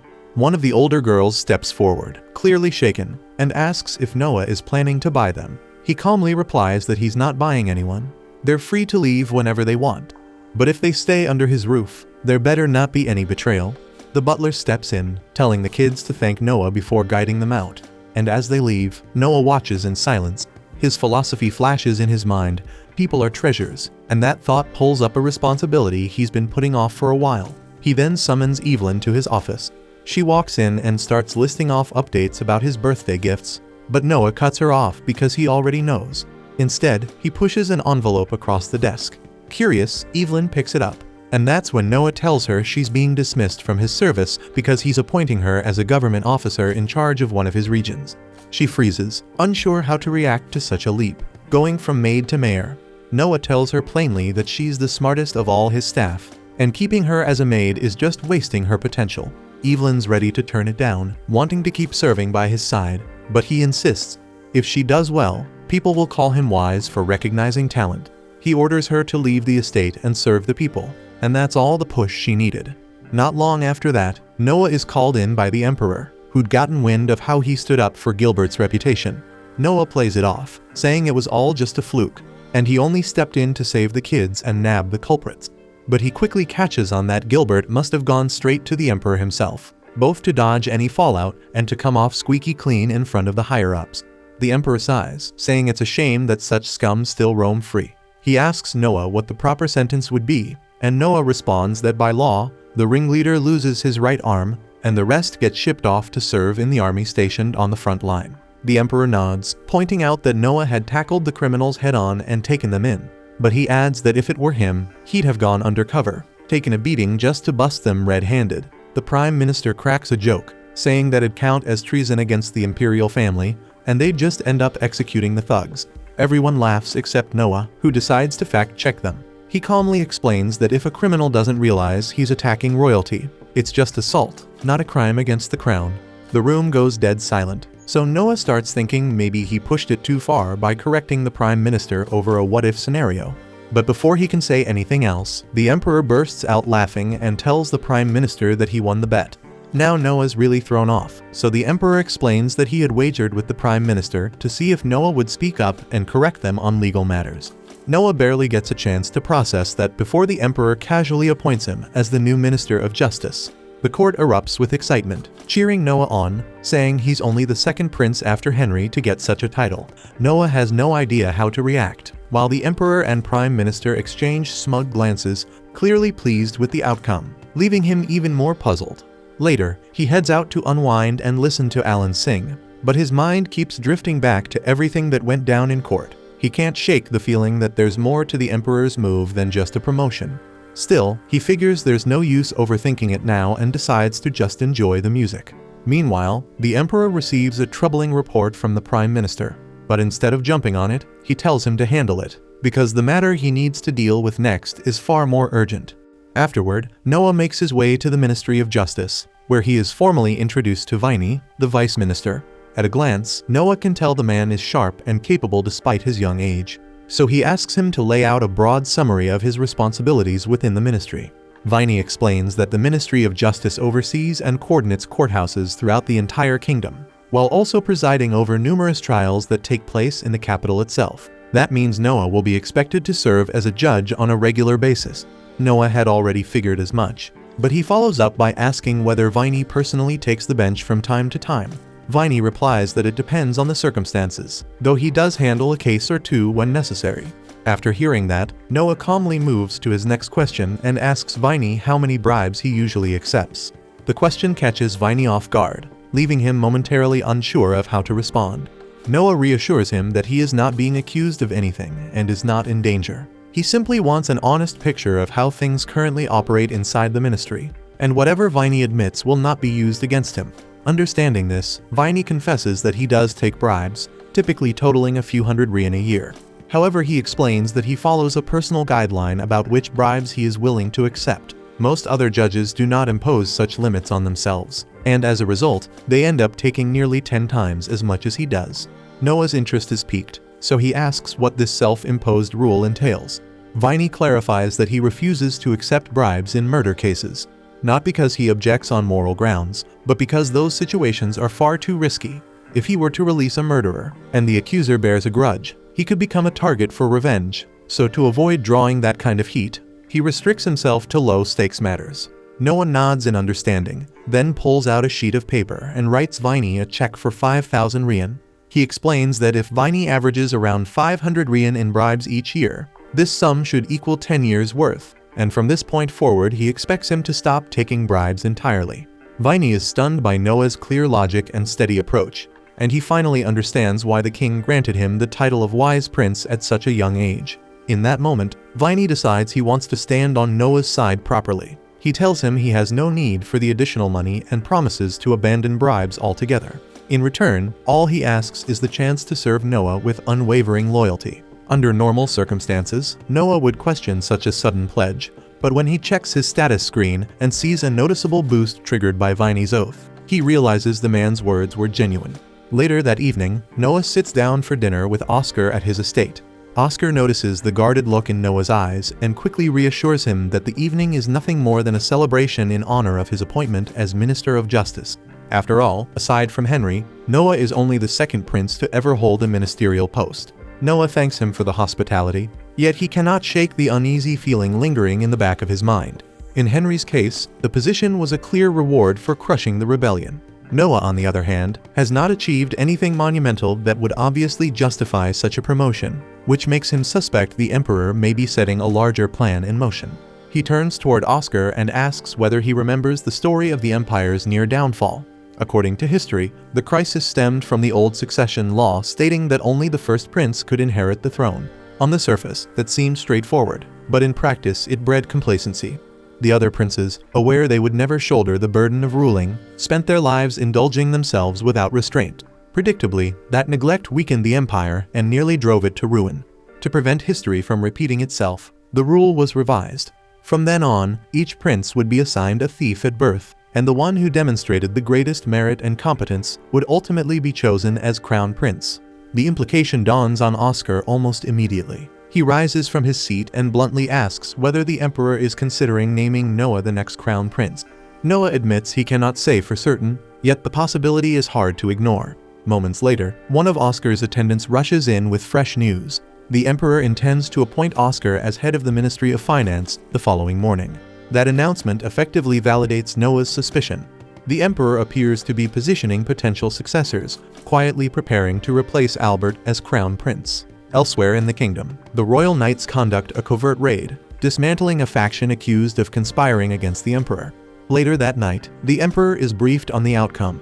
Under questioning, the conspirators reveal that their objective was to pressure the Emperor into abdicating so that Crown Prince Albert could ascend the throne. The scheme bears Albert's fingerprints, even if indirectly. After 3 decades as Crown Prince with no sign of his father stepping down, his impatience is understandable on a human level. Still, orchestrating an insurrection is a grave offense. Unfortunately, there is no concrete proof tying Albert directly to the plot, making formal punishment nearly impossible. The other participant, however, will not be spared. Their fate has already been sealed, and execution awaits them. The following morning, with Noah now presiding over the Ministry of Justice, the matter is placed directly in his hands, and he is tasked with determining the appropriate sentence. The case itself is not complicated. Every individual involved was apprehended in the act of conspiring to depose the Emperor. While no solid proof directly ties Albert to the scheme, the connection is hard to ignore. The conspirators were all drawn from Albert's closest circle, making his ignorance highly unlikely. Viney asks Noah how he intends to proceed. Under imperial law, members of the royal family are rarely subjected to real consequences for their offenses. There is, however, one notable exception: insurrection, and in such cases, the penalty is death, regardless of status. Royal blood offers no protection. Even claiming a lack of direct participation does not guarantee safety. Simply knowing about a rebellion and failing to prevent it is grounds for execution. And considering how many of Albert's confidants were implicated, it would be nearly impossible for him to have remained unaware. If Noah chose to press the matter, he could formally accuse Albert of treason and demand his execution. Yet he understands that such a move would clash with the Emperor's true wishes. Publicly exposing a prince's attempt to seize the throne would ignite a massive scandal. So instead of enforcing the letter of the law, Noah opts to interpret it carefully. He later meets with the Emperor to present his proposed judgment. Noah explains that all those arrested at the scene will be executed without delay. The Emperor's silence regarding Albert makes his stance obvious. He has no desire to see his son punished. However, leaving Albert's associates alive poses a risk. If even one of them were to implicate him openly, containing the fallout would become nearly impossible. Swift executions eliminate that threat before it can surface. The Emperor is visibly impressed that Noah discerned his unspoken intentions so accurately. As a token of approval, he grants Noah an expanded budget and remarks that he expects great things from him moving forward. After concluding the meeting, Noah heads back to his residence. As he nears the front gates, he notices 2 of his guards sprawled across the ground, gravely injured. The scene immediately signals that something is wrong. He rushes to assess the situation, only to find that one guard has already succumbed to his wounds. The other, barely conscious, manages to warn him that the attackers responsible are still somewhere inside the estate. Noah rushes in without hesitation to take control of the chaos, and as he sprints down the corridors, he passes several of his soldiers sprawled across the floor, wounded and barely conscious. Before long, he spots one of the attackers in the middle of finishing off one of his men, so Noah lunges ahead and hacks at him, carving through his arms and legs all the way to the bone. The assailant tries to end his own life by biting off his tongue, but Noah shuts that down instantly by forcing a chunk of enchanted metal down his throat. Moments later, 3 more enemies emerge and charge him together, yet Noah cuts them down in under a heartbeat, leaving none of them standing. Not long after, Viney arrives in search of Noah and is visibly relieved to find him alive, though the atmosphere remains heavy and bleak. Even if every intruder has been dealt with, several of Noah's guards are critically injured. Noah is taken aback when he hears that all the attackers were killed, since they are usually captured for interrogation. That alone tells him someone is desperate to erase any trace of involvement, which makes him suspect a connection to Albert. If Albert's name ever gets tied to this assault, the fallout would be catastrophic, so Noah quickly devises a plan to eliminate the prisoners he stopped from killing themselves. By imperial law, raising a hand against a royal warrants immediate execution. So Noah drives a blade into his own abdomen and orders Viney to report that the intruders inflicted the wound, ensuring they are put to death before they can expose Albert. A short while later, as Noah's injury is being treated, Viney informs him that the executions were carried out exactly as commanded.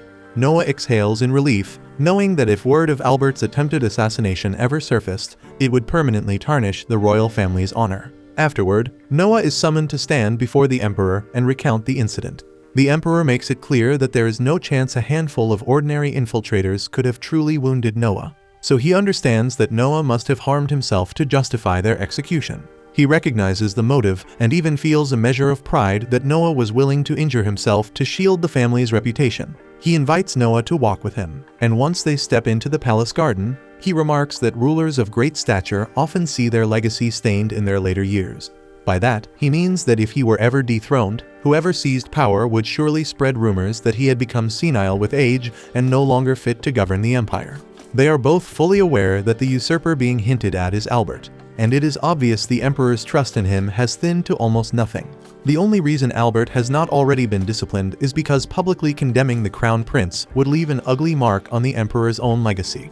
Noah calmly proposes a way to handle the situation. He reminds the Emperor that Henry, Oscar, and Noah himself were recently appointed as minister princes to keep state affairs running smoothly, and suggests establishing an entirely new rank above them, a prime minister prince who would supervise all 3. Then, without hesitation, he recommends Albert for the role. The Emperor rejects the suggestion the moment he hears it, refusing outright to place that much authority in Albert's hands. He turns as if to end the conversation, but Noah stops him and points out that it is not strange for Albert to be restless after waiting 3 decades for the throne. Granting him a title with visible authority, even if largely symbolic, might be enough to soothe that impatience. The Emperor sees the logic in Noah's reasoning, yet he worries that if Albert is given oversight of the minister princes, he could block critical matters from ever reaching the throne. That risk is real, but Noah has already prepared for it. He proposes adding a condition stating that if all 3 minister princes unanimously agree that an issue is urgent, they may bypass Albert entirely and report directly to the Emperor. The Emperor finds this arrangement appealing, as it effectively strips Albert of meaningful control while still giving him the illusion of influence, which should curb any reckless retaliation. Deeply appreciative of Noah's foresight, the Emperor insists on rewarding him properly. Coin alone would not suffice, so he invites Noah to accompany him to the Imperial Vault. Inside, the Emperor grants Noah permission to select any treasure he desires. With Leviathan's guidance, Noah surveys the collection carefully before choosing an unusual box that draws his attention. Yet the instant he lifts the lid, a surge of blazing fire bursts outward and engulfs him completely. Noah quickly figures out that the relic carries a will of its own, the same way Leviathan does. And once that clicks, he already knows how to handle it. He calls on Leviathan and drives straight through the blazing aura in a single strike, forcing the relic to submit. And the moment he claims authority over it, the fire swirling around him dies down, leaving a ring resting in his palm. Now that Luthier belongs to Noah, his fire magic parameters jump noticeably. The Emperor is stunned by how effortlessly he subdued it. Though deep down he knows he should not be surprised when it comes to Noah. He offers to set up a few targets if Noah wants to try it out, but Noah declines, saying he has a better idea in mind. He leads the Emperor into an open stretch of forest, and when everything is set, he triggers Luthier, but instead of firing at a distant mark, Noah directs the flames straight at himself. The Emperor panics for a brief moment, yet Noah calmly reassures him there is nothing to worry about, explaining he only wants to measure Luthier's power against Leviathan. Just as he predicted, Leviathan edges it out slightly, allowing him to restrain the fire without trouble. On top of that, he limits the artifact's effective range to guarantee the Emperor remains unharmed. Gaining that level of command over an artifact he obtained mere minutes earlier borders on absurd. But by now the Emperor has learned to expect the impossible from Noah. He officially grants Luthier to him and asks that he wield it for the good of the Empire. Not long after, Noah stands before the Emperor again, this time in his capacity as Minister of Justice, tasked with ruling on a delicate internal matter. The Emperor's brother Graham has a nephew who is frankly a spoiled little brat, and while he has always governed his territory with a heavy hand, this time he crossed a line by murdering an innocent citizen without justification, which constitutes a grave offense. Graham has stepped forward to shoulder the blame and even proposed paying a massive penalty. But Noah informs the Emperor that accepting such a payment would be unlawful, since Graham himself committed no wrongdoing. Under imperial law, just as a children cannot be punished for a parent's sins, a parent likewise cannot answer for the crimes committed by their children. The Emperor nods in agreement with Noah, certain that Graham understands the situation as well, but is most likely attempting to smooth things over by throwing money at the problem. The amount offered was 30,000 rian, roughly 250 times the average annual income, making it an undeniably massive sum. Still, Noah firmly states that by law they cannot accept a fine from someone who has committed no offense. Hearing that, the Emperor half-jokingly wonders whether they should amend the law to permit voluntary fine payments, especially since the imperial treasury could genuinely benefit from the extra funds. Noah sees the logic behind it, but he believes creating such a law would set a dangerous precedent, convincing people that any wrongdoing could simply be erased with enough money, which would make maintaining order far more difficult. He admits the treasury is in serious need of financial support, yet insists they must pursue a more honorable and respectable method to secure those funds. The Emperor concedes that Noah is absolutely right, and he is so impressed by his judgment that he immediately grants him the honorary position of Premier Advisor. Grateful for the recognition, Noah suddenly comes up with a clever solution to strengthen the Empire's finances. He proposes that the Emperor offer honorary titles to anyone willing to contribute 1,000 rian to the treasury. After all, receiving a title directly from the Emperor would be an irresistible opportunity for many. And when individuals accumulate more wealth than they can reasonably spend, they often begin chasing prestige instead, meaning there would likely be plenty of eager contributors. Finding the idea brilliant, the Emperor promptly instructs his Prime Minister to summon Oscar, the Minister of Finance, so the plan can be put into action without delay.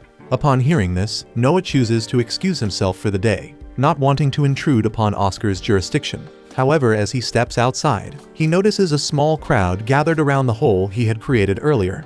At that moment, a man named Shizu approaches him and explains that the onlookers are simply fascinated, unable to comprehend how the ground had melted in such a strange manner.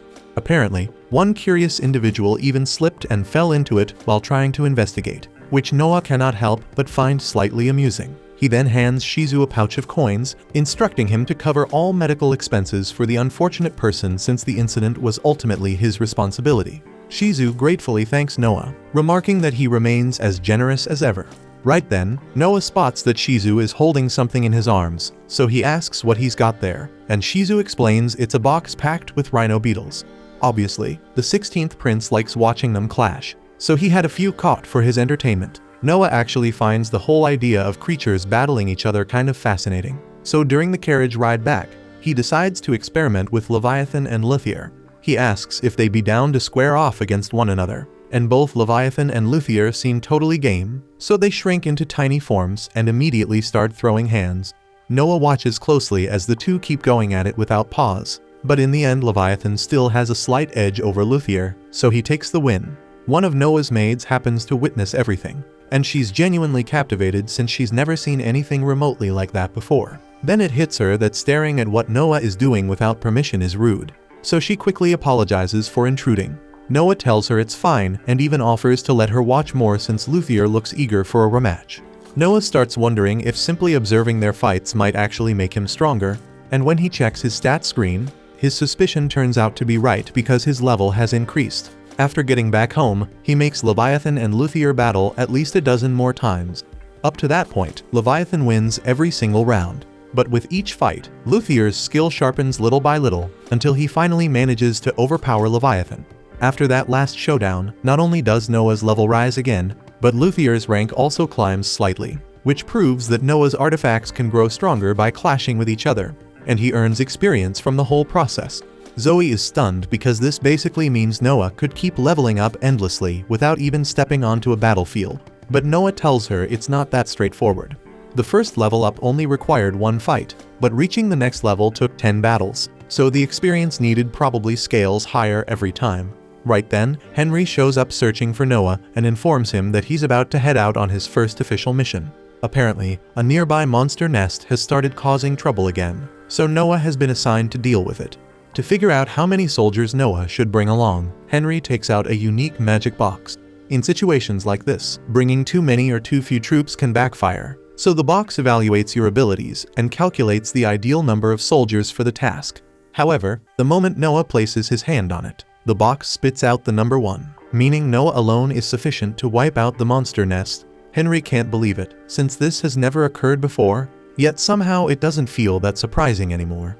Later that afternoon, Noah is seated in his study flipping through a book when he's abruptly told that someone has arrived to see him. So he sets the book aside and allows the visitor to enter. The man is Rias, and he carries a message straight from the Emperor himself. By imperial protocol, anyone bearing the Emperor's words is regarded as his direct representative and must be shown the same respect. So Noah lowers himself to one knee before Rias as the message is delivered. Rias calmly announces that under the Emperor's command, Noah's mission has been delayed until further notice. Once he finishes relaying the order, Rias then kneels before Noah in return as a sign of respect. As a retainer of House Henry, he is bound by strict rules that require him to show proper courtesy whenever he stands before a prince, no matter which prince it may be. After the formalities are complete, Noah questions Rias about the reason behind the postponement, since he is more than confident he could have handled the task alone. But Rias explains that it is exactly because of Noah's exceptional ability that the Emperor chose to delay it. The Emperor intends to transform the mission into a grand spectacle, so the entire empire can witness Noah's brilliance firsthand. Hearing that, Noah figures it will likely take quite some time before all the preparations are finalized. With nothing pressing to do in the meantime, Noah heads to the local artifact dealer to ask whether he has acquired any sentient relics. Unfortunately, the merchant admits he hasn't encountered anything of that sort. Though disappointed, Noah wasn't expecting it to be easy to find such a rare item. So he leaves the man with a pouch of coins and instructs him to stay alert for anything matching that description. He even promises a generous bonus if something worthwhile turns up. Just as Noah prepares to return home, a disturbance near the market entrance catches his attention. A man is aggressively pressuring a shopkeeper because the owner refused to sell him an item that had already been reserved by someone else. Dalem was infamous for pulling stunts like this. Yet none of the merchants dared interfere because his position effectively placed him beyond consequences. Suddenly, Noah calls out sharply for him to stop, and the moment Dalem sees him, he immediately recognizes the 13th prince, though his expression shows little concern. Noah states plainly that what he just did qualifies as intimidation, which is a punishable offense. Dalem responds without hesitation, revealing that he serves under Prince Gilbert's household, so under imperial law, he cannot be prosecuted for anything short of murder or treason. In other words, even Noah lacks the authority to discipline him over something as trivial as threatening a few shopkeepers. Noah is fully aware that Dalem isn't lying, and under normal circumstances, there truly wouldn't be a damn thing Noah could do to discipline him. But then it clicks in his mind that rule about imperial household members having to show proper respect to every prince they encounter. And honestly, that alone is more than enough grounds for Noah to charge Dalem with blatant disrespect toward the royal family. So he immediately orders Shirley to seize him. And while she has him slammed face down against the dirt, Noah asks if anyone nearby has something suitable for punishment. And since the shop owners despise Dalem with a passion, one of them doesn't hesitate for a second before producing a whip. Not long after, Dalem is bound tightly to a wooden stake, and Shirley turns to Noah, asking how many lashes she intends to administer. Noah replies that if Gilbert ever discovered one of his subordinates abusing borrowed authority to terrorize civilians, he would unquestionably impose the death penalty. So that is precisely the sentence Dalem will receive. And after a brutally long and agonizing round of lashes, Dalem is officially declared dead. Noah feels no remorse whatsoever. Yet he understands that he may have crossed a line since Dalem technically belonged to Gilbert's faction, so he decides to personally visit Gilbert's estate to offer an apology. And to make the gesture even more convincing, he instructs Shirley to place him in handcuffs. Once they arrive at Gilbert's residence, Noah recounts the entire incident in careful detail and apologizes for not consulting him beforehand before carrying out such a severe judgment. But Gilbert remains surprisingly relaxed about it all and assures Noah that he did nothing improper because Dalem was never someone of real value. If anything, he believes Noah spared him embarrassment by eliminating a man who would recklessly commit crimes under a prince's name. And with that, Gilbert officially absolves Noah of any wrongdoing. With everything settled, Noah and Shirley take their leave. Yet as they walk away, Shirley questions whether the self-imposed handcuffs were truly necessary, especially since Gilbert appeared so calm, but Noah quietly reveals that Gilbert had been seething the entire time. However, because Noah showed up immediately to apologize, Gilbert had no opportunity to unleash his anger and was left with no choice but to accept it. The following morning, Noah is at home when he is suddenly notified that a member of the imperial family has arrived requesting an audience. He consents to the meeting and is soon introduced to Dawn. Dawn explains that he has heard numerous stories about Noah's extraordinary abilities and expresses his desire to serve under him. Noah agrees to take him in, though he senses something slightly suspicious about Dawn's demeanor, so he orders Dylan to conduct a comprehensive investigation into his background. A while later, Dylan wraps up his background check on Dawn, and just like Noah figured, both Dawn and his parents have pledged themselves to Gilbert, which pretty much confirms Gilbert sent him over as a planted informant. The attendants of a prince are usually bound by strict regulations about who they're allowed to associate with, so it's pretty normal for them to marry within their own circle, have children together, and raise those kids to devote themselves to the same prince from childhood. Dawn happens to be one of those kids, but even though no one is aware he's a spy, Noah tells Dylan to keep everything quiet for now because this little secret could be useful down the line. Dylan nods, though he can't help being amazed that Noah managed to figure out Dawn's true role the very first time they met. Still, Noah didn't pull off anything flashy. He simply noticed that even after granting Dawn permission to serve him, his stats didn't increase at all, and that could only mean Dawn's loyalty wasn't genuine. On a different note, Dylan lets Noah know that the merchant he asked to watch for rare relics has arrived, claiming he has something that might catch Noah's interest. Noah instructs that the man be brought in, and once the merchant steps inside and pays his respects, he unveils the item he recently obtained, a massive portrait. Noah is slightly thrown off since he had been expecting something along the lines of enchanted armor or a powerful blade. But the moment he moves closer to the canvas, Leviathan stirs, which tells him there's definitely something strange about it. He asks the merchant whether the portrait carries a curse, and the man admits that it does. To prove it, he produces a duplicate painting made around the same period as the original. And while the two pieces look nearly identical at first glance, Noah catches a subtle shift in the young girl's expression. If the copy was meant to perfectly mirror the original, then the only explanation is that the original altered over time. And since Leviathan reacted to it, there has to be some kind of awareness sealed within. Without hesitation, Noah summons Leviathan and uses its power to cut the connection between the portrait and the consciousness bound to it, finally freeing the girl imprisoned inside. And although the result is exactly what Noah aimed for, the merchant is understandably shaken, because witnessing a spirit drift out of a painting was definitely not something he anticipated, even if it carried a curse. Right then, he catches on that Noah appears to be speaking with a spirit, which completely throws him off since she hasn't made a single sound ever since stepping out of the painting. Yet somehow, Noah can actually hear her, and through that strange link, he finds out she suffered a cruel end. The man who first created the painting murdered her, then blended her blood straight into the paint spread across the canvas, which is exactly why her soul became chained to it and couldn't escape. Even so, being a spirit doesn't leave her with many choices about her future. So Noah calmly offers her a place at his side if she pledges loyalty to him, and she accepts without hesitation. With a new magical subordinate secured, Noah's earth magic stat rises noticeably, but that's only part of what she brings to the table. Her name is Hiwawa, and she holds the ability to mimic the form of anything or anyone she has witnessed before, so to prove it, she instantly shifts into the shop owner's exact appearance. The owner stands frozen, staring at a flawless duplicate of himself, barely able to process it. Yet her capabilities don't stop there. Noah merges her power with the effect of his ring, and her ghostly body partially solidifies, allowing the owner to grasp one of Hiwawa's hands while the other remains untouchable. An ability that flexible is bound to be invaluable someday. so Noah expresses his appreciation and tells the owner he'll pay whatever price he sets, as long as he continues searching for rare artifacts like this one, and the man readily agrees. Not long after, Byron shows up unannounced, which catches Noah off guard since he never asked for any deliveries and definitely didn't expect this haul.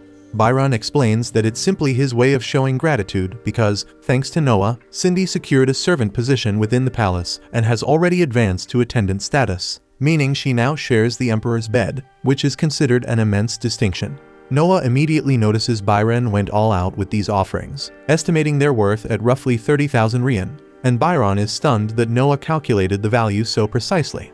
Inside the palace, consorts are ranked in 4 tiers: attendants, concubines, standard wives, and above them all stands the emperor's lawful spouse, the empress. Since there can be only one empress, Noah cautions Byron that Cindy's highest attainable position would realistically be that of a regular wife. Though Byron already understands this limit, his only wish is for Cindy to secure as much of the emperor's favor as she can. But Noah makes it clear that affection alone won't guarantee her safety or status. The other consorts won't sit quietly while someone climbs past them, and they would absolutely resort to dirty tactics to drag Cindy down. The palace is ruthless, so Noah advises Byron to provide Cindy with as much financial backing as necessary, ensuring she can protect herself in that battlefield of ambition.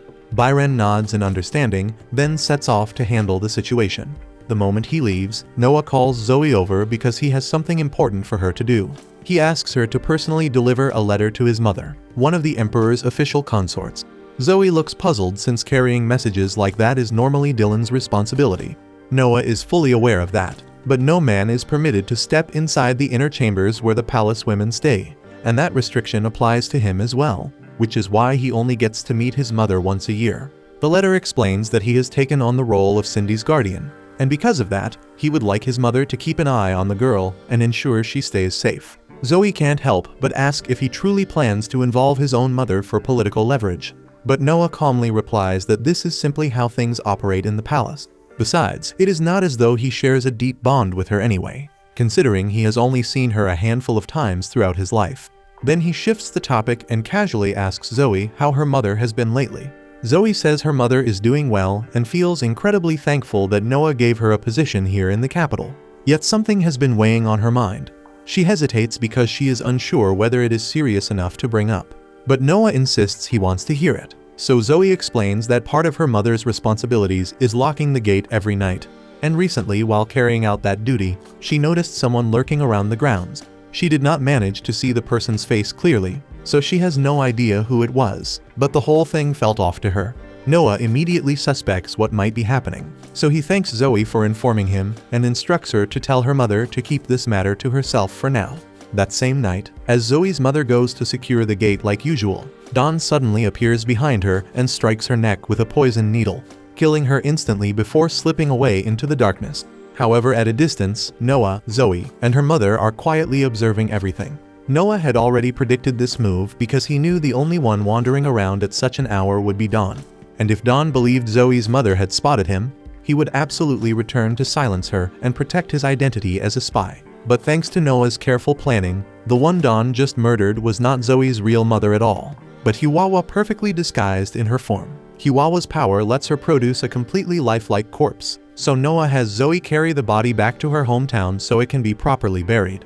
Naturally, this is only a short-term cover to ensure Dawn doesn't catch on that Zoe's mother is actually still breathing, because if he did, he would definitely make another move against her. Noah also frames it as a reason to grant Zoe a few days away so she can stay by her mother's side, and the two of them are overwhelmingly thankful for how thoughtful he is. Sometime after that, Dawn is shown heavily wounded and wrapped in bandages inside a small forest cabin, with Noah seated beside his bed. The moment Dawn regains consciousness, Noah calmly tells him to rest since he almost lost his life out there. Apparently, once Dawn informed his handler that he had eliminated the witness who saw him lurking around, he was labeled a risk for acting recklessly as a spy and was stabbed immediately. Noah explains that he witnessed everything unfold because he had ordered Hiwawa to shadow Dawn's every move, and if he had not stepped in at the right moment, Dawn would unquestionably be dead. Dawn is stunned that Noah uncovered his identity as the spy so effortlessly, and he finally understands why the public refers to him as the Wise Prince. Truthfully, Dawn admits he would have rather served under Noah from the start. But since he was already bound to Gilbert's command, He had no option except to obey. Noah tells Don to quit speaking like redemption is out of reach, because as long as he genuinely pledges allegiance, Noah is completely willing to take him in as a true subordinate. Don is caught off guard and asks if Noah truly intends to accept someone like him after all the damage he caused. Noah reassures him and states he will not throw him away the way Gilbert did. Yet he makes it clear that if Don ever dares to betray him, the consequences will be far worse than death. Don nods and immediately swears loyalty to Noah. And this time Noah notices his win stat tick upward slightly, proving Don's sincerity is real. However, since Gilbert believes Don has already died, he will need to disappear for a while under a different identity to avoid suspicion.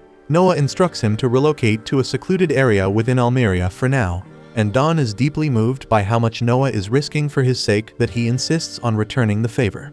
He doubts it will balance out Noah's generosity, but he reveals that he possesses critical information about a present Gilbert had offered to the Emperor. The moment Noah hears the specifics, his expression shifts in alarm, and without hesitation, he demands an immediate meeting with the Emperor. And when Noah comes face to face with his father, he wastes no time telling him to stop touching the Poinix wine that Gilbert had been sending over. That Poinix wine is brewed inside Gilbert's own territory, and for nearly a year he has been presenting it to the Emperor as a generous gift. So to anyone watching from the outside, nothing would seem suspicious at all, since both the Emperor and Prince Albert have been drinking it openly for quite some time without showing any harmful effects. But that calm surface was exactly what Gilbert wanted. Based on the information Noah obtained from Don, Gilbert engineered the wine so it would be harmless under normal circumstances. Yet the moment it is taken alongside a dish made from dragon's claw, it transforms into a lethal toxin that kills on the spot. And as fate would have it, the Emperor and Prince Albert share a yearly custom of dining on dragon's claw together. By allowing people to see the Emperor drink the wine beforehand without issue, Gilbert ensured that no one would connect his wine to the Emperor's eventual death, leaving him completely free of blame. The Emperor expresses his gratitude to Noah for revealing this danger, and arrangements are later set in motion to apprehend Gilbert for attempting regicide. With that handled, Noah believes his role here is finished and prepares to depart. Yet something about the situation nags at him, because it seems odd that the Emperor, with his extensive intelligence network, would be unaware of such a scheme. In truth, the Emperor had known about Gilbert's plan from the very beginning. He had quietly replaced every bottle of Gilbert's wine with an identical substitute to protect himself, though Noah uncovering the truth and reporting it was not something he anticipated. Having ruled for many years, the Emperor understands that countless individuals would gladly see him dead to claim the throne. But Noah is clearly not among them, and that loyalty brings him comfort. So from this day forward, he proclaims Noah as Vice Minister of Military Affairs in addition to his current role as Minister of Justice. He further names Noah Governor General of the First Army, and he makes it clear that if any prince ever succeeds in taking his life, he expects Noah to march on the capital with the Imperial Army. And once the city is secured, Noah will have full authority to decide who shall ascend as the next emperor. A little while later, Noah sits down with the Emperor, with Albert present, to go over the findings of the recent inquiry into Gilbert. Papers tied to the assassination scheme were uncovered among Gilbert's possessions at his estate, leaving no room for doubt that he orchestrated the attempt. The Emperor asks Noah what course of action should be taken next. By imperial law, raising a hand against the Emperor is classified as treason, and the punishment for such a crime is being severed at the waist. Albert believes that kind of execution is only proper for someone who tried to seize the throne. Yet Noah can tell the Emperor is wavering, so he offers a different path. He suggests downgrading the offense to attempted murder rather than treason. Although the penalty still involves execution in the same brutal fashion, the timing would rest entirely in the Emperor's hands. Albert fails to see the value in that distinction, but Noah is weighing both the legal framework and the father's heart. Gilbert may have plotted to kill the Emperor, yet he remains his son, and hesitation is only human. With this adjustment, the Emperor could in effect let the sentence linger indefinitely, turning a death order into a lifetime of confinement. The Emperor is grateful for Noah's thoughtfulness, but Albert refuses to budge, insisting Gilbert must answer for his sins with his life. In the end, the Emperor yields and assigns Albert the authority to set the date of execution. After Albert exits, the Emperor confides in Noah that he would typically grant him Gilbert's lands as a reward for his help. However, because Noah delivered the information discreetly, an open reward would stir suspicion, and the other princes might begin scheming against each other in hopes of earning similar favor. For that reason, the Emperor explains he will forego rewarding Noah this time, and Noah accepts the decision without complaint. Setting that matter aside, The Emperor reminds Noah that he will soon return to govern his own domain, which means he must begin considering his future bride. Noah had nearly put it out of his mind, but engagements around the age of 12 are customary within the imperial household. The primary wife is selected strictly for political advantage, leaving Noah little influence over who he will wed, though he can at least attempt to secure the most beneficial match possible. The Emperor proposes that Noah marry his uncle's granddaughter, making her Noah's second cousin. Diviners have foreseen that the two of them would produce an exceptionally intelligent heir, which would greatly benefit the dynasty. Noah agrees to the arrangement without objection, and the Emperor declares he will initiate the marriage talks at once. Once he returns home, Noah has Dawn brought to the conference chamber, and the moment Dawn walks in, he starts trembling, remembering full well that Noah once said he despises treachery above all else, and from his perspective, turning on Gilbert pretty much counts as exactly that. He resigns himself to whatever punishment awaits and pleads with Noah to at least grant him a swift and painless end. But Noah orders him to stand because he is not some tyrant who hands out executions on impulse. He explains that he summoned Dawn for two reasons, and the first is to let him know that Gilbert has already been put to death and the authority his estate once commanded has been completely dismantled, so there is no longer anyone who would seek revenge against Dawn. Secondly, since Dawn supplied information that played a key role in apprehending Gilbert, Noah informs him that he has rightfully earned a reward, and under normal circumstances, the compensation would be 1,000 rian, but Noah decides to increase it to 10,000 rian in his case. He even extends an offer to secure him an official post if he desires one, and Dawn is overwhelmed by Noah's generosity, so he vows absolute loyalty and promises to dedicate the rest of his life to serving him. After Dawn takes his leave, Noah summons Zoe and tells her that now that Gilbert and his faction have been eliminated, her mother no longer needs to remain in hiding, and Zoe expresses heartfelt gratitude upon hearing that. Sometime later, Noah strolls through the marketplace with his maid when a loud disturbance catches his attention. Curious, he moves closer to investigate and discovers a young woman publicly daring anyone present to face her in a straightforward fistfight. The terms are simple: pay an entry fee of 3 rian and engage her in a fair one-on-one match. If she wins, she keeps the fee, and if her opponent prevails, he claims her as his slave. The entire setup sounds reckless and dangerous, and Noah feels the urge to intervene.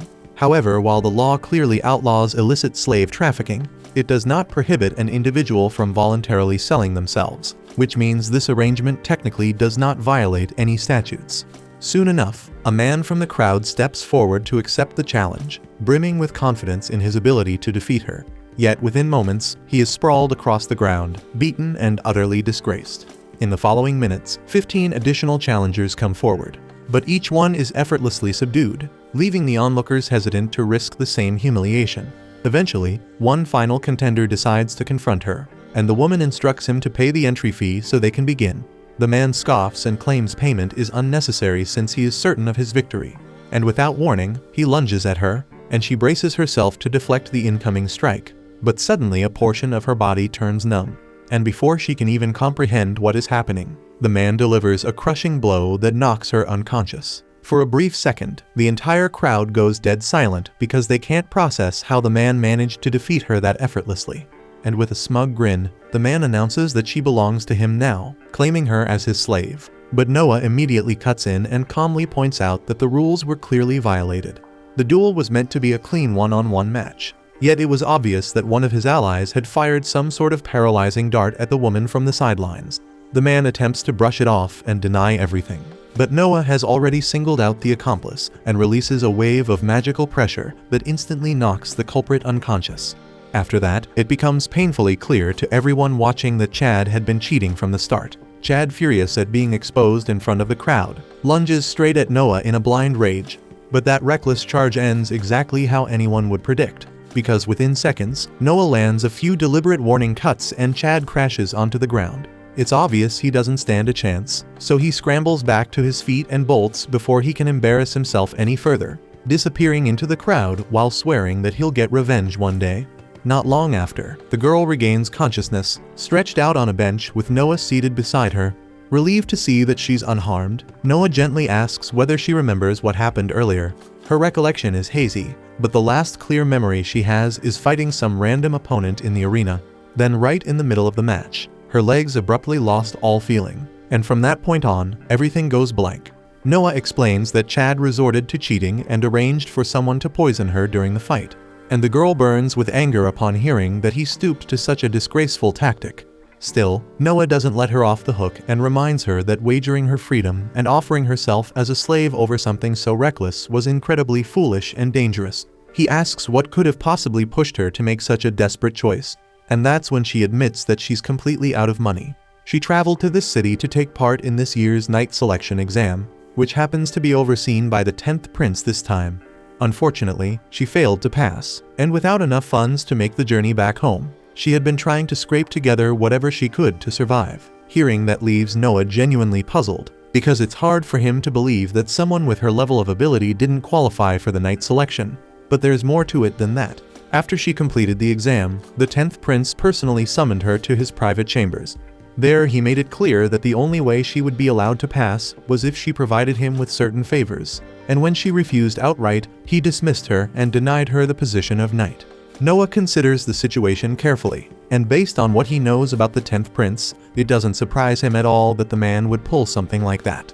Turning back to her, Noah asks whether she still intends to become a knight, and when she firmly says yes, he decides to acknowledge her determination. He hands her 100 renais, enough to cover her living expenses in the city until the next night selection exam takes place. He even instructs his maid to arrange proper lodging for her.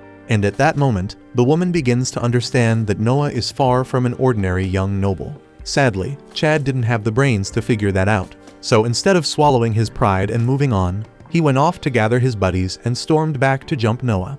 And, just like anyone with common sense would predict, it ended terribly for them, with Noah absolutely wrecking them for pulling that stunt. And once they were sprawled across the ground groaning, Noah spots one of the 10th prince's knights standing close by. From the way the knight made zero effort to interfere, Noah can tell he was likely bribed to let the attack happen. But the second the knight realizes he's dealing with the 13th prince, he understands just how disastrous that mistake could be. So he quickly lowers his head and begs for mercy. Since the knight never actually laid a hand on him, Noah decides to overlook it this one time, though he makes it clear that Chad and his crew won't be getting off that easily. Watching everything play out, the woman finally connects the dots about who Noah really is.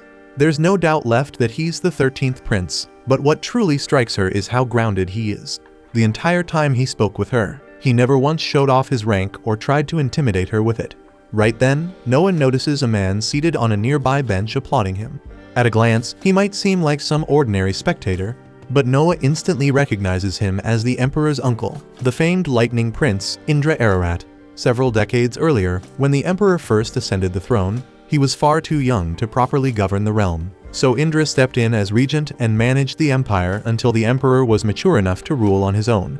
And once that day came, Indra relinquished control without the slightest resistance and withdrew from political life, choosing instead to return to his homeland and live quietly, which makes him someone deeply worthy of respect. Indra is pleased that Noah knows who he is, yet he has no patience for stiff ceremony, so he gestures for Noah to sit beside him. He asks whether Noah understands the reason for his visit, and Noah answers that he assumes Indra has come to assess him, considering he is set to marry his granddaughter. Indra confirms this, so Noah calmly asks what would happen if he fails to satisfy his standards, and Indra replies that in that case, he simply won't allow the marriage to proceed. Noah reminds him that the engagement was decreed by the emperor himself, and rejecting it could be interpreted as defying imperial command. Indra acknowledges that fact, but he also knows the emperor would never weaponize technicalities against him. After all, Indra nearly raised him as a child, and the emperor holds him in the highest regard. If this concerned anything else, Indra would never question the emperor's authority. But when it involves his beloved granddaughter, he must personally confirm that the man by her side is truly worthy. Noah nods in understanding and asks if that means he has cleared the trial. Indra answers that the verdict is not yet decided, and in the next instant, an unseen pressure begins to crush down on Noah from every direction. Noah immediately recognizes the move as the very same method he uses to overwhelm his enemies, so he gets ready to strike back. But then it hits him that, given Indra's advanced age, he is likely far stronger at this point, and crushing him outright would only embarrass the old man in front of everyone. So he deliberately restrains himself, easing the pressure just enough. Indra senses the force rolling off Noah, and within a heartbeat, he understands that the young man standing before him is more than qualified to stand beside his granddaughter, especially since it is obvious Noah is holding back out of respect. Pleased with what he has witnessed, Indra tells Noah that he expects him to cherish and protect his granddaughter from now on, and Noah accepts the responsibility without the slightest pause. To mark the moment, Indra suggests they all share a few drinks, and he flips a ring toward Noah as a personal token. Noah snatches it cleanly, and almost instantly, a deep, commanding voice resounds inside his head. In the blink of an eye, the scenery around him dissolves, and he finds himself standing alone in the center of a vast, open plain. Before he can fully grasp what is going on, an enormous magical bull barrels toward him at terrifying speed. It demands that Noah prove himself worthy of wielding its strength. And by now, Noah understands this kind of trial perfectly well, so he draws Leviathan and without panic, cuts the beast down in one decisive motion. When the bull collapses and goes still, it yields to Noah and acknowledges him as its master. As Noah reviews his status and notices a +C added beside his light skill, the fallen bull suddenly begins to speak just as he is examining the change.